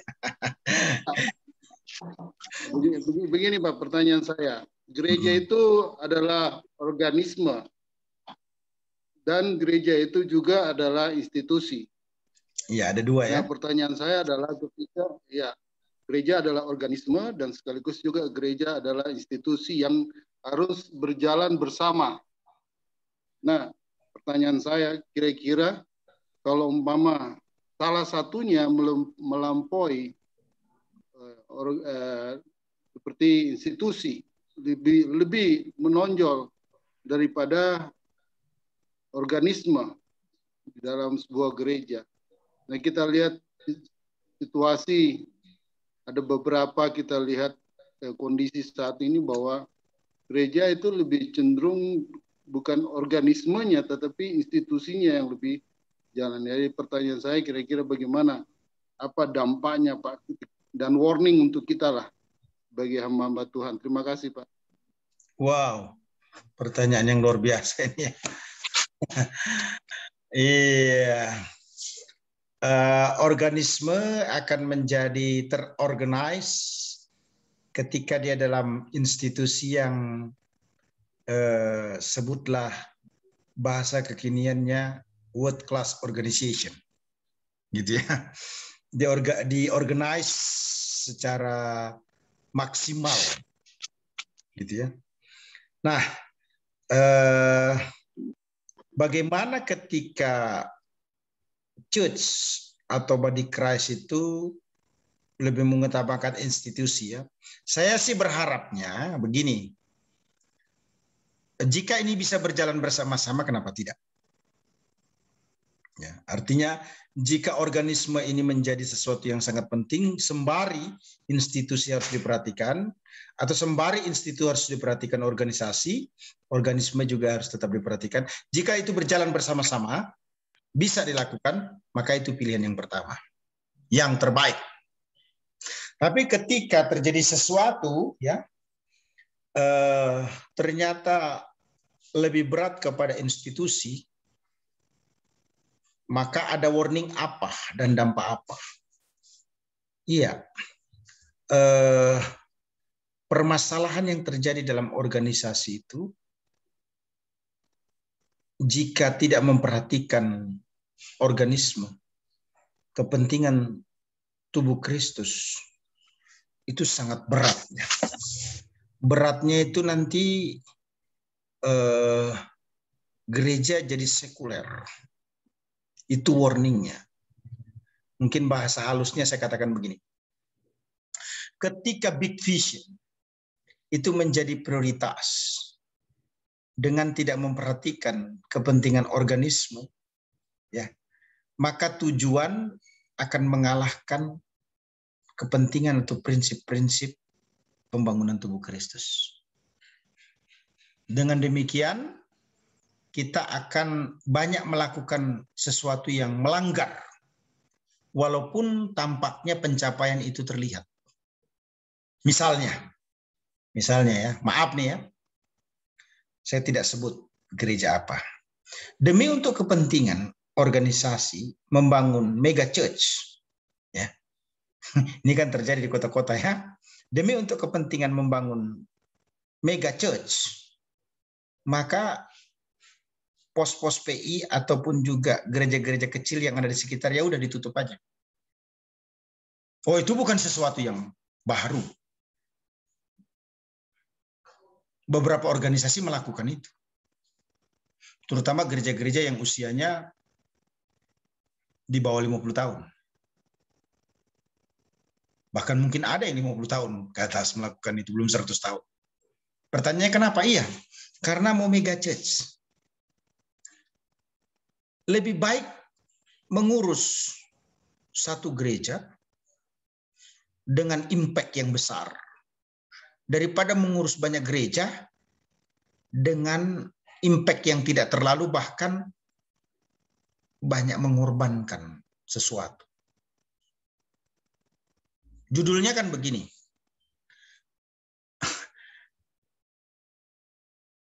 Yang high profit, subsidi yang low profit. Persembahan gereja besar harus mendukung gereja kecil. Kalau itu satelit atau tidak otonom, sebutlah begitu ya. Maaf ya, ini bahasa dagang loh ya. Jangan disalah mengerti. Ada 11 gereja nih. Satu gereja luar biasa income-nya, 10 gereja kecil-kecil. Aduh, udah jemaatnya miskin, persembahannya dikit, mau banyak, problemnya banyak.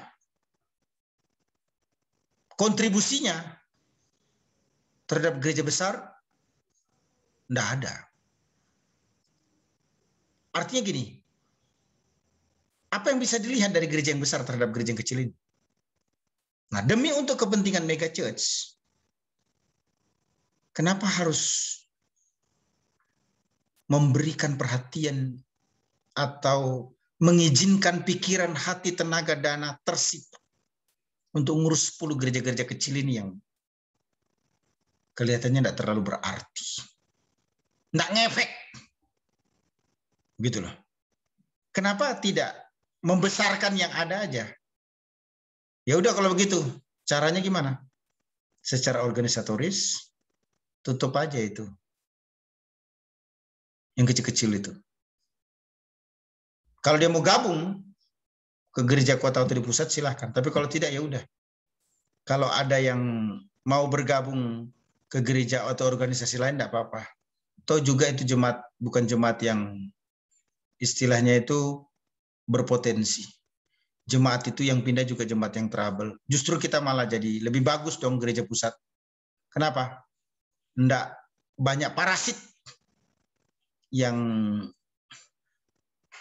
menggelantungi beban daripada gereja besar ini untuk bisa lebih maju. Nah, itu bicara tentang apa tadi? Ketika kita berorientasi pada hasil. Tidak berorientasi pada people. Nah, ini saya mau jelaskan ya. Ada juga gereja yang berpikir gini secara organisasi ya, secara institusi ya. Pelayanan itu dia bagi dalam 3 fase. Yang pertama disebut fase menanam. Fase yang kedua itu disebut memaintain. Fase yang ketiga itu apa? Masa manuai. Maksudnya apa? Jika pemimpin gereja itu sudah merasa saatnya ini bukan masa church planting, dia memaintain saja. Jaga yang ada, jangan keluar. Tapi tidak usah buat gereja baru. Jaga aja, jangan ada yang keluar. Nah, ada lagi orang atau gereja levelnya apa? Menuai. Dia sudah tidak berpikir tentang penanaman gereja. Dia sudah tidak berpikir lagi tentang apa? Bagaimana memaintain jemaat itu. Tapi dia berpikir apa? Gereja itu harus bisa dituai. Baik untuk uangnya, baik untuk tenaganya, baik untuk berbagai koneksi atau kemudahan-kemudahannya. Apakah ini duniawi? Saya tidak bisa berkata ini terlalu duniawi. Tetapi memang ada pemimpin gereja yang berpikir untuk membagi pelayanannya dalam 3 fase. Jadi ketika dia menanam, fase ini dia tidak pernah berpikir untuk memaintain. Pokoknya church planting, rintis pelayanan di mana-mana. Kemudian dia masuk di fase memaintain. Ayo sekarang kita jaga, kita pelihara, kita rawat baik-baik, jangan ada yang keluar, pendeta-pendeta jangan ada yang pindah organisasi, jemaat yang ada dilayani dengan sungguh-sungguh, semua harus turun gunung ya. Dalam artian hard work, kemudian ada lagi pada level menuai. Artinya apa? Udah nggak masanya lagi lah kita ini church planting, udah nggak masanya lagi kita mau maintain. Tapi sudah masanya orang-orang yang kita layani itu memberikan kontribusi, di mana kita sebagai gembala atau pemimpin layak untuk menikmati. Kenapa? Karena masa hidup kita dalam pelayanan tidak lama lagi. Saya kira begitu Pak ya, terima kasih. Ya, kalau gitu 3 fase itu Pak sama dengan buat perusahaan namanya Pak.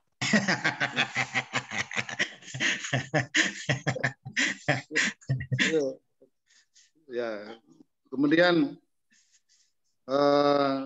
saya kira fenomena juga yang sedang terjadi adalah menyangkut gereja, bahwa institusi ini semakin ganas Pak menurut saya. Karena dalam pembelian, dalam kepemimpinan, mencari pemimpin itu manipulatif. Jadi memang warning sekali bagi kita sebagai gereja tuh back to basics lagi lah. Jadi masalah sekarang kan perebutan kepemimpinan di dalam gereja ini malah sudah ada yang manipolitik untuk menjadi pemimpin. Jadi saya kira warning sekali untuk gereja saat ini, jangan sampai kita tercemar. Terima kasih Pak atas penjelasannya tadi, Tuhan memberkati. Ya, sedikit saja saya memberikan respon ya. Jadi pemimpin itu Pak bicara kewenangan. Kalau sudah bicara kewenangan itu berarti bicara hidup yang menyenangkan. Kalau bicara kewenangan itu berarti bicara hidup yang menguntungkan. Big question. Siapa yang tidak ingin senang? Siapa yang tidak ingin untung? Semua orang dalam pelayanan sekalipun pengen senang dan pengen untung. Itu sebabnya kewenangan atau position jabatan dalam satu gereja itu menjadi sesuatu yang sangat penting. Apalagi nih gereja bernilai double Pak. Bukan hanya bernilai soal senang dan menyenangkan secara fisikal, tapi juga soal nilai spiritual. Ini saya mau ngomong dengan penuh kerendahan hati ya. Banyak pengusaha sekarang udah capek dengan bisnisnya. Duitnya udah nggak berseri Pak, Ibu. Ya, kebanyakan. Bahkan nggak enak kalau dia ngomong, gue punya duit, 7 turunan nggak habis. Kenapa? Gua mati nih bahasanya orang Jakarta ya. Tuh anak-anak gua seneng, demen. Nah enak aja kalau ngomong demen. Kenapa? Insurannya terlalu banyak. Jadi begitu dia mati, wah ada kesedihan air mata yang mengiringi pemakaman. Tapi jangan lupa, asuransi melimpah ruah. Nah itu. Nah sindrom yang terjadi sekarang apa? Eksekutif muda yang di zaman Tuhan itu mulai berpikir begini, ayo kita berhitung dengan waktu. Umur kita sudah berapa sekarang? Kita udah lelah di dunia sekuler. Itu sebabnya apa? Ayo memberi diri di dalam pelayanan. Nah makanya kenapa di organisasi atau institusi gereja itu sangat diminati. Kenapa?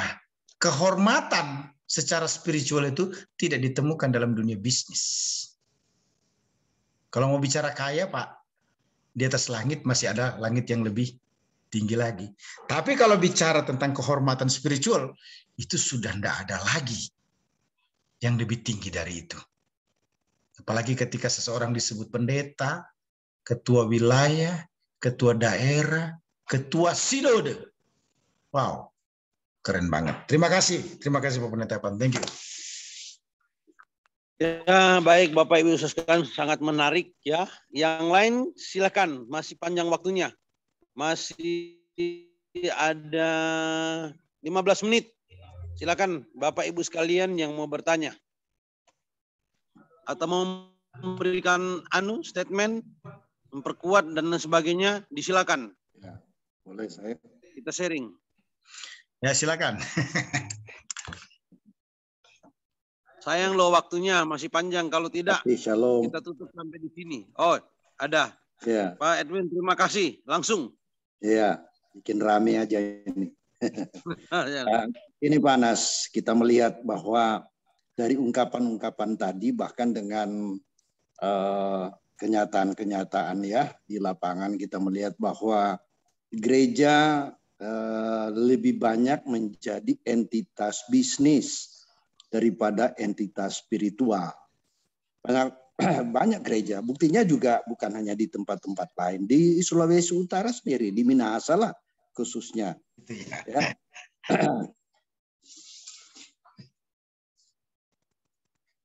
Iya. Di Minahasa, terus seperti Pak katakan, gereja A, gereja B, ya berderet-deret ya gereja-gerejanya gitu.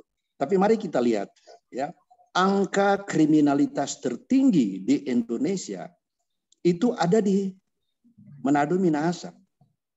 Ya, boleh dicek di kantor kepolisian, tapi saya tidak update sampai saat ini. Dalam beberapa tahun yang lalu sempat saya ketahui bahwa angka kriminalitas tertinggi di Indonesia itu di Provinsi Sulawesi Utara. Dan yang paling banyak memberikan kontribusi itu bahasa. Yang kedua, perceraian. Yang kedua adalah konsumsi minuman keras terbanyak di Indonesia, apalagi bir, itu di Sulawesi Utara. Paling banyak memberikan kontribusi itu adalah Manado dan Minahasa. Boleh dicek ya, konsumsi minuman keras itu paling banyak di situ. Itu mungkin data beberapa tahun, saya nggak tahu, saya belum update sampai saat ini. Tetapi ini memberikan gambaran kepada kita bahwa ada sesuatu masalah yang besar di Sulawesi Utara, khususnya di Manado dan Minahasa. Di satu sisi kita melihat bahwa gereja bertumbuh sangat pesat, tetapi di lain sisi kita melihat kriminalitas atau katakanlah orang-orang yang jauh dari hadapan Tuhan itu, yang notabene adalah mereka yang boleh saya katakan juga ya berpredikat sebagai Kristen, baik dari gereja A maupun gereja B. Tapi yang jelas di KTP itu tercatat sebagai Kristen. Apakah ini bukan suatu kegagalan gereja? Kalau kita melihat bahwa gereja itu sebagai pusat kegiatan untuk membawa orang kepada dari yang jahat menjadi baik. Dan kalau kenyataannya di daerah Manado dan Minahasa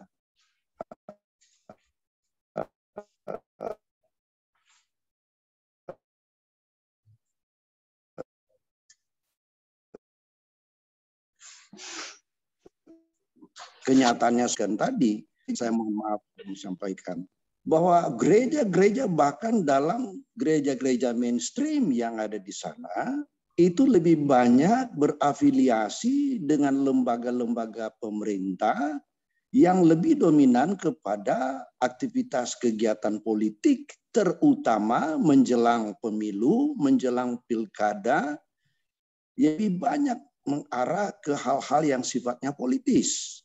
Bahkan waktu yang lalu ketika dalam pemilihan umum di Indonesia, ada pendeta-pendeta yang sudah sangat yakin dan berdoa mengucap syukur terima kasih Tuhan si A yang menang. Belum ada keputusan dari KPU. Sudah berkata bahwa menang, sudah berdoa mengucap syukur. Inilah yang hal-hal yang saya lihat ada masalah di dalam kekristenan. Mengapa? Karena kekristenan lebih banyak mencari keuntungan tangible. Bukan keuntungan intangible juga. Ya, kalau ada uang, kalau mereka melihat orang kaya, lebih mudah untuk melakukan pendekatan dan lebih cepat untuk melakukan approach gitu ya. Ya, kemudian bisa membantu atau mendukung dan lain sebagainya. Tanpa melihat bahwa sebenarnya ada kemampuan-kemampuan orang yang walaupun dia tidak kaya, tapi memiliki suatu kekayaan. Kalau kita bicara kekayaan dalam dunia bisnis itu, kekayaan itu bukan hanya sekedar materi. Ya, goodwill itu adalah aset. Ya, goodwill itu adalah aset. Goodwill itu bukan uang, bukan benda.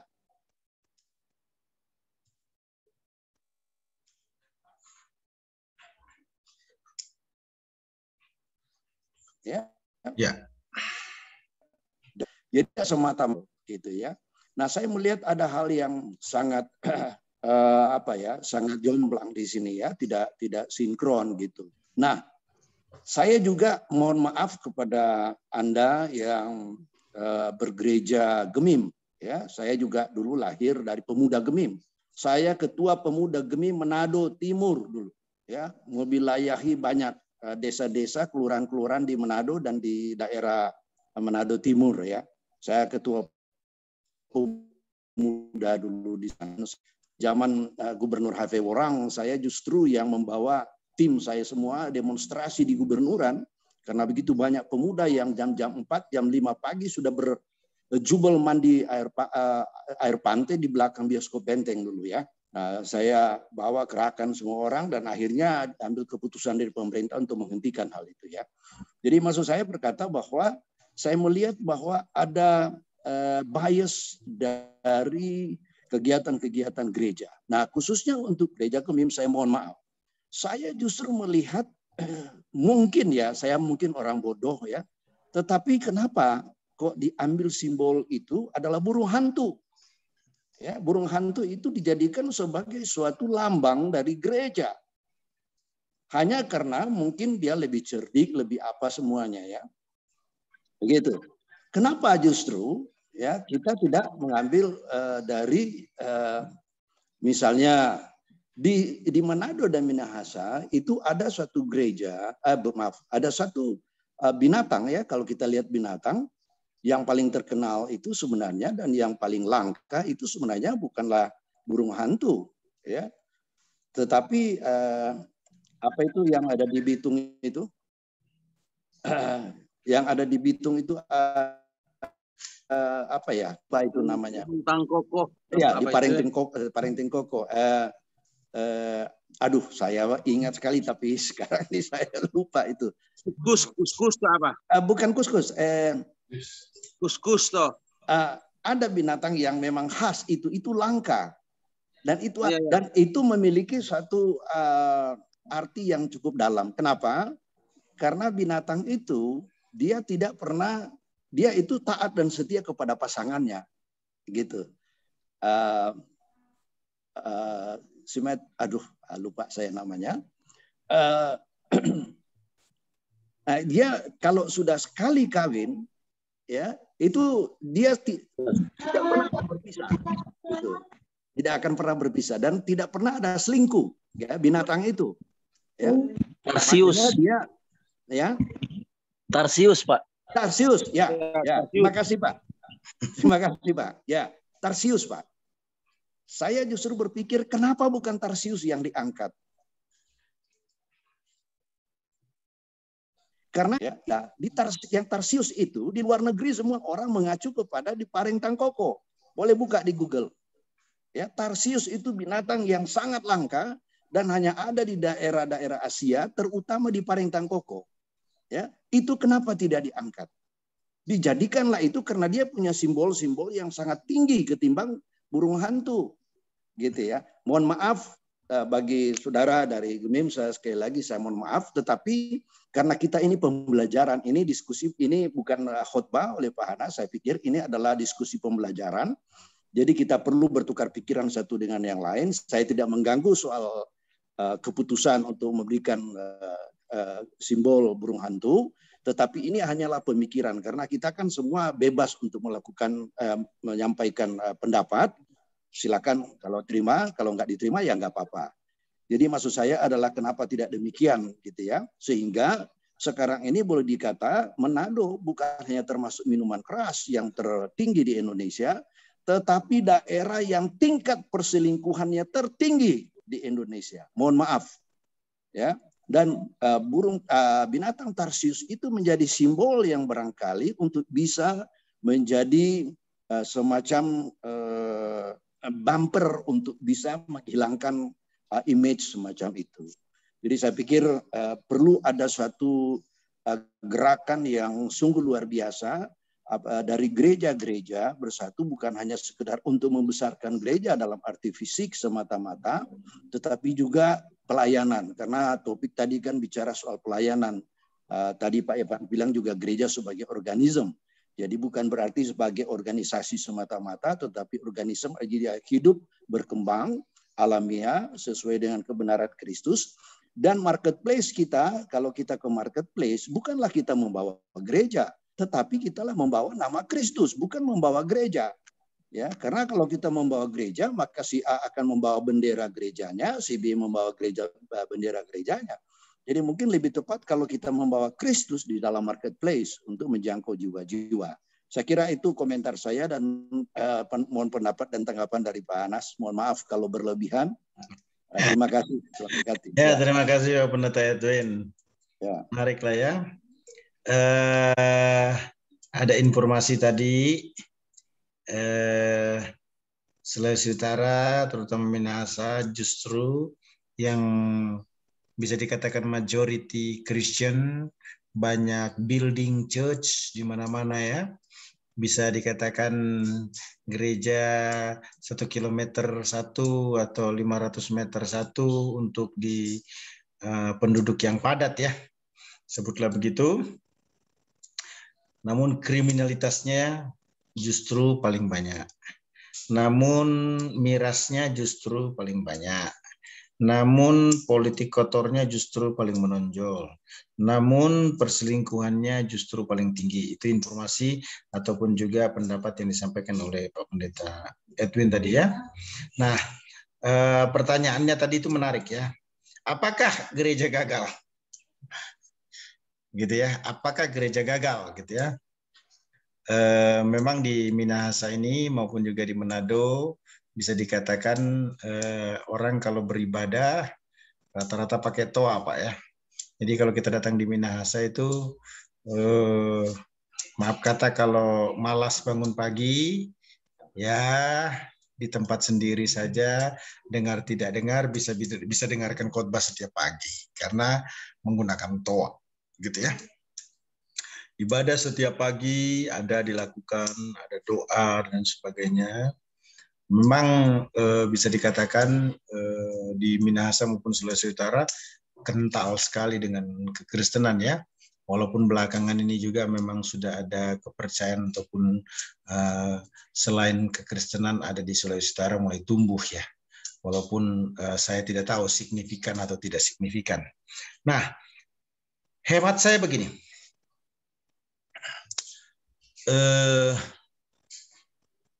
Gereja tidak pernah gagal. Mungkin yang perlu kita pahami sedang berproses. Bayangkan kalau gereja-gereja ini justru tidak ada. Sebutlah organisasi mayoritas di Sulawesi Utara itu tidak ada. Maka itu akan lebih parah lagi. Keyakinan orang Minahasa awalnya itu kan bukan kepada Kristus. Patung Swords, namanya Swords ya. Itu dekat tempat saya berdomisili sekarang ini. Akan dibangun menjadi lambang kemegahan dari katakanlah penginjil atau pendeta pertama datang di Minahasa yang sangat dibanggakan oleh satu denominasi big church, gereja terbesar mungkin ya, the largest church di Sulawesi Utara. Yang saya lihat itu begini kalau dari saya, puji Tuhan sudah ada gereja. Walaupun mungkin hasilnya belum seperti yang diharapkan. Saya mencoba untuk memahami apa yang disampaikan oleh Pak Pendeta Edwin. Semestinya itu gereja semakin banyak, kriminal menurun. Gereja semakin banyak, miras menurun. Gereja semakin banyak, politik kotor menurun. Gereja semakin banyak, perselingkuhan menurun. Mestinya begitu idealnya kan? Nah, ini menarik untuk diperhatikan. Saya coba untuk lihat dulu dalam berbagai perspektif ya. Sebut miras ya. Perlu dipahami bahwa banyak penduduk Minahasa itu yang memang pekerjaannya buat cap tikus itu. Miras.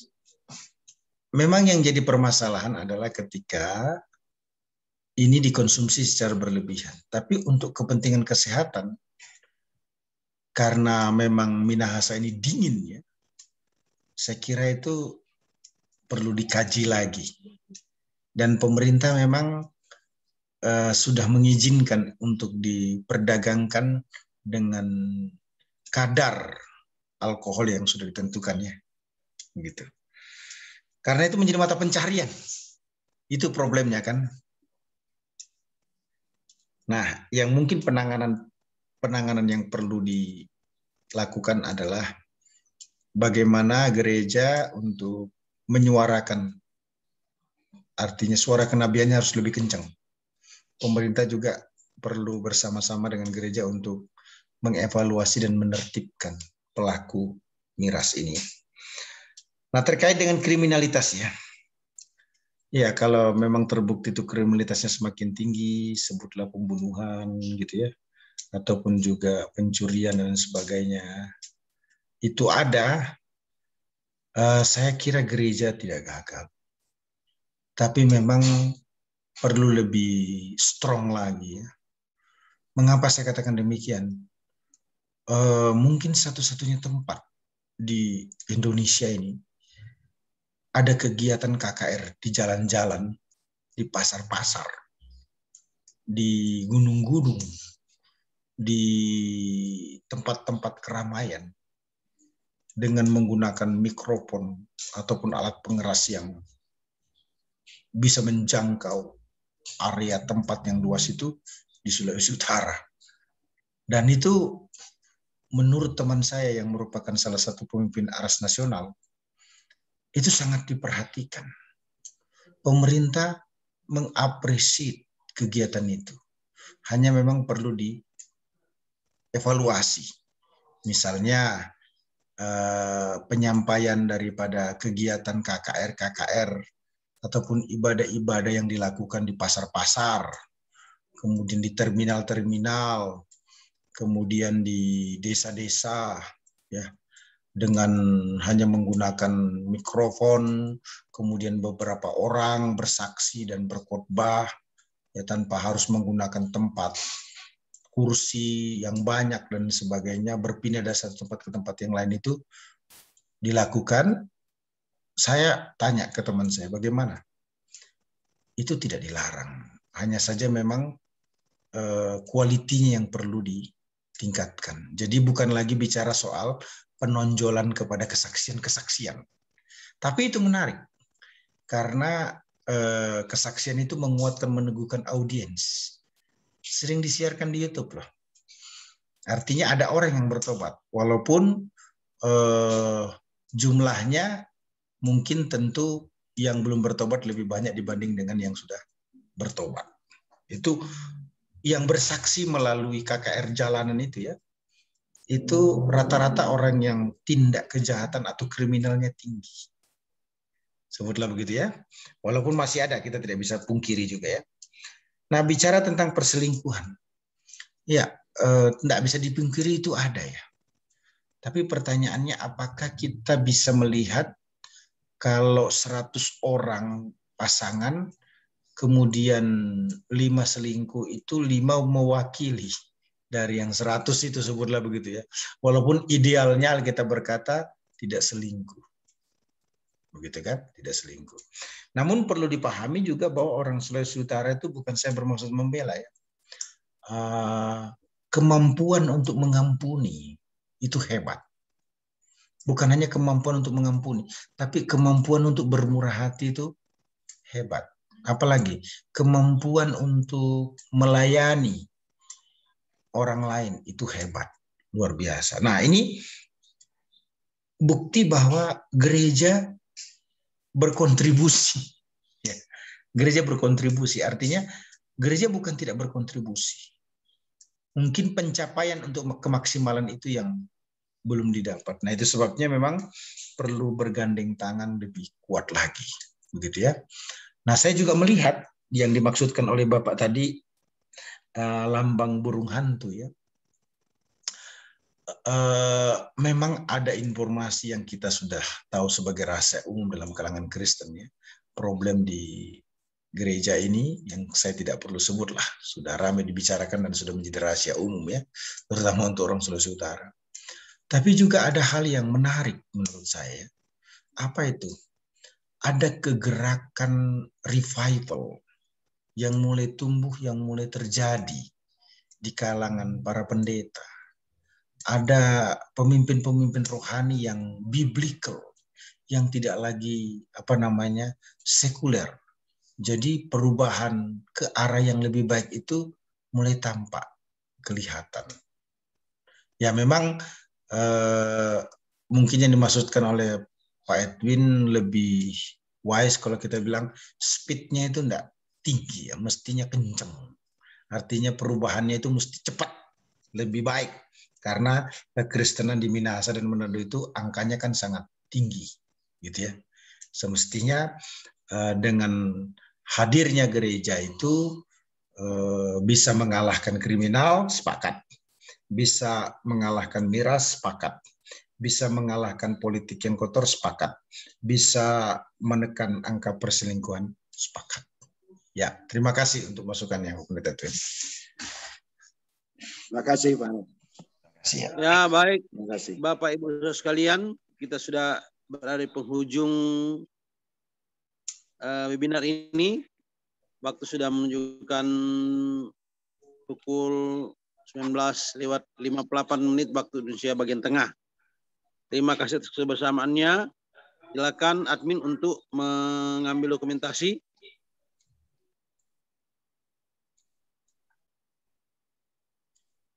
Iya, dibuka semua.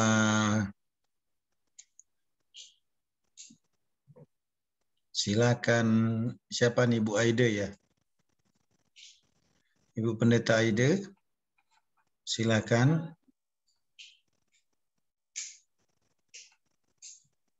Saya ingin terang. Ini demi mencari signal ini di sini. Silakan. Iya.